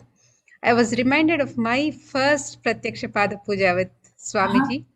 And when he came to US in 2009, and that was the first time we had the opportunity to be in his presence for in this lifetime at least. And so the first day we attended a Yoga Sutra discourse, and I was still in that phase where I was not very accepting of going to gurus or asking for something, because we have been brought up in this kind of ambience. So first day when I went, actually they handed me a note to write down a prayer request. I'm like, no, I don't want any note. I'll just go ask directly. So when I went there, like that was the first time I experienced. I was totally tongue-tied. I didn't know. I was totally blanked out. I didn't even know what I would have wanted to ask. And Swamiji just put his thumb on the forehead and he said, "Be blissful." And as soon as I walked a few steps, I just burst into tears. Beyond my control, I just burst into tears, and I didn't know why I was crying. I couldn't explain, and I couldn't stop. It was a continuous flow, and I couldn't stop. So then my husband, Sri Amrita, he came and asked me, "Why are you sitting and crying here? You know, you're in Swamiji's presence, and why are you crying?" And then I said, "I don't know." And then I said, I wanted to ask him something, but he just said, "Be blissful." And I walked off. I couldn't even ask him anything. So then he was like, I gave you a note to write down your prayer. You didn't write down. So then why are you crying about it? So then next day we were attending a Kalpataru program, and we happened to register for the Pratyaksha Pada Puja, and that was the first Pratyaksha Pada Puja. And after the Pratyaksha Pada Puja, and actually before the Pratyaksha Pada Puja, again Sri Amrita had given me a note to write down my prayer, and I had written it down and folded it. So now I have learned my lesson to not go without a prayer note. So I wrote it down and I had it in my hand. Then after the Pratyaksha Pada Puja, we went for the darshan. And again, Swamiji blessed, and I still have the note in my hand folded. And Swamiji blessed, and I totally forgot that I even had, I had the note in my hand. Again, I was blanked out. So then he asked me, "Do you want to ask something?" On the second day, he asked me, and then I said, "Yes, Swamiji," and I gave him the note. So like that, even the asked and unasked, like you said, it is he who reminds us, he who knows the depth of our desires, the depth of our being, and continuously reminds us what our seeking is. He is the one who even puts the seeking in us. So really, we are so fortunate to have the Guru happening in our lives when we are in the human body. He is here to guide us, and that first experience of Pratyaksha Pada Puja also was so beautiful. That was the time I was personally able to experience Swamiji as the cosmic mother, as Devi herself. So anyone wanting to just experience this same space, I would say just definitely register for the Pratyaksha Pada Puja immediately. It is one experience not to be missed in any disciple's life. It is too precious and has to be experienced. Yes, Ma. So just wanted to share that. So beautifully shared, Ma. Just experiencing the Guru and experiencing, what Swamiji gives us by accepting the Pratyaksha Pada Puja. He fulfills our desires. Pratyaksha Pada Puja is not for Swamiji. Pratyaksha Pada Puja is for us. And one of our viewers is asking, too much bliss can be troublesome at times. Absolutely not, Ma. There is nothing called too much bliss. It only expands us more and more and more and more. And what one of our viewers is asking reminds me of, a question, a dialogue between Ramakrishna and Vivekananda, which Swamiji had shared. Ramakrishna once asks Vivekananda, if you were an ant and if there was a cup of honey, what would you do? He says, I will just stand on the rim of that tumbler and just touch the honey and just sip the honey there. And Ramakrishna asks, why don't you just jump in the in the ocean of in the cup of honey? He says, what if I die? And then Ramakrishna says that honey, like in Amrita, he says not honey, Amrita. He says, will and ever die in Amrita. Right? Amrita is what? A drink of immortality. So even if you jump inside, you won't die. So it is like that. But there is nothing called too much bliss. It is just explodes inside of us more and more and more and more. And there's absolutely no troublesome. It's just too much joy.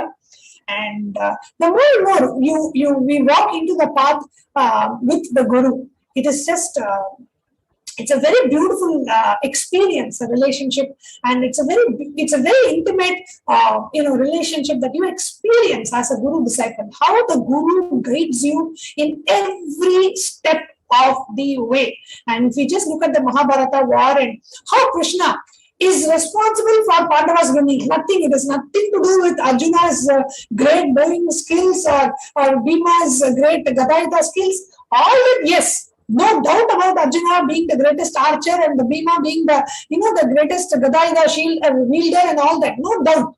But they did not win the war because of that. They won the war because they followed what Arjuna told. So what Bhagavan Shri Krishna told, every step of the way, whatever Krishna guided, they just did. That is the reason for the success. Just like that, when you have the Guru guiding you in every step of the way, that is a sure shot for success. So having the Guru and just being guided by the Guru from the inside and from the outside is the biggest gift that we as human beings can get. And we have Paramashiva living with us, just melting in gratitude. Thank you, Swamiji. Thank you for happening. You could have lived one more life, without the Guru and wandering aimlessly, and just running after family and the job and, regular things that we have done millions of births before and, in so many different bodies and in so many different lives. One more life would have gone like that.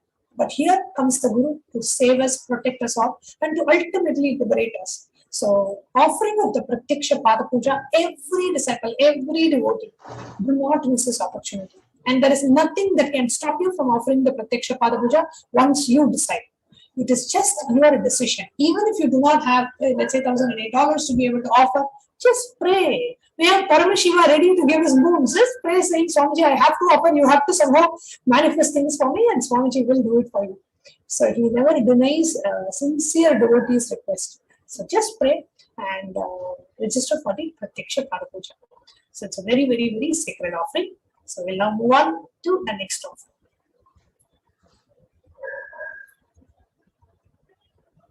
Yes, and the next offering is the offering of the Vastra Seva, which is the offering of the sacred cloth to Guru.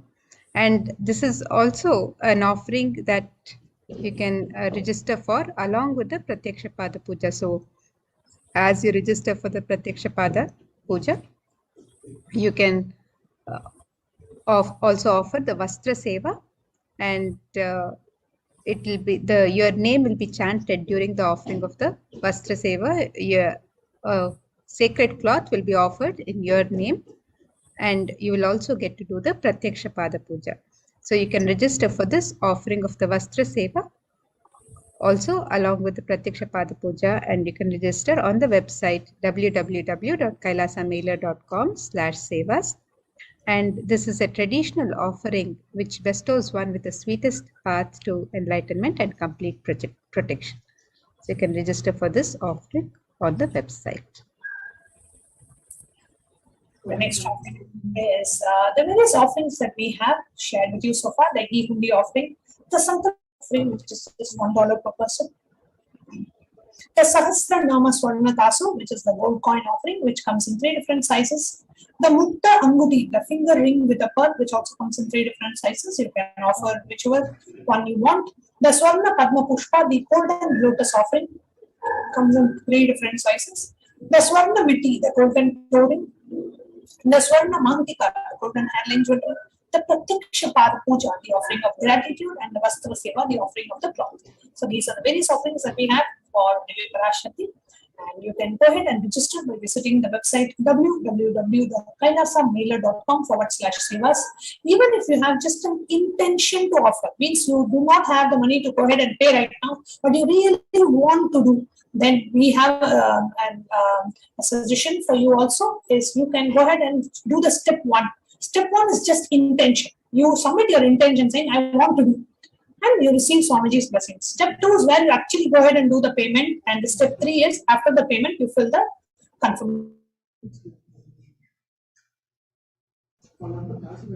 So yes, we have the links from step 2. So you have the E-Hundi offerings, which you can offer in multiple currencies, the US dollar, Australian dollar, New Zealand dollar, Canadian dollar. Euro, Indian rupees, Singaporean dollar, Malaysian ringgit, Great Britain pound, and Chinese yen. And you can make this offering in any amount and in any of the currencies. And the ornaments and sevas, you can make the offering on this website, where you can offer the Sankalpa chanting, the Devi Sahasranama Swarna Kasu in 3 denominations, the Mukta Anguti in 3 different sizes, the Swarna Padma Pushpa, the gold lotus flower in 3 different sizes, the Swarna Metti, which is the gold touring to adorn the sacred lotus feet of Devi Parashakti, the Swarna Mangtika, the gold hairline jewelry, the Pratyaksha Pada Puja, the Vastra Seva, and any of the traditional offerings and sevas to Devi Parashakti. You can make the offerings on the website www.kailasamailer.com/sevas. And once you've made your offerings, also you can fill out the Sankalpa details. The Sankalpa details are your name and the names of your family members to be chanted during the offering of the pujas and the rituals to Devi Parashakti. So you can fill out the form on step 3.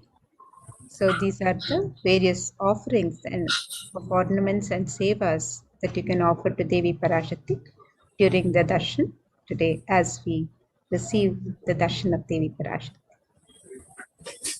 And with that, we come to the conclusion of today's segment. And before we conclude, we just wanted to share a very, very, very important announcement. On the 14th of December, which is just a couple of days from now, we have the very, very, very special event. We have the 14th of December, Kailasa is celebrating the Jayanti, the day when Bhagavad Gita was delivered to the world by none other than the Purnavatara Bhagavan Sri Krishna. So on the day when Bhagavad Gita was delivered to the world 5,000 years back, Bhagavan Sri Krishna revealed the Vishwarupa Darshan, his divine cosmic form, to Arjuna and gave him the experience of the cosmic consciousness.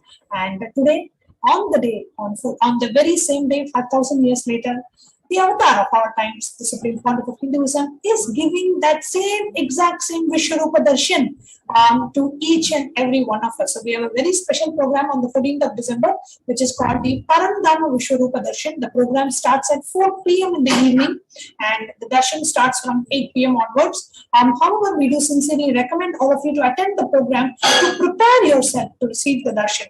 Even if you see in Bhagavad Gita, Krishna prepared Arjuna for 10 chapters, and only the 11th chapter is the Vishwarupa Darshan. So we need to be prepared to be able to behold that beautiful cosmic form of Bhagavan Parandama.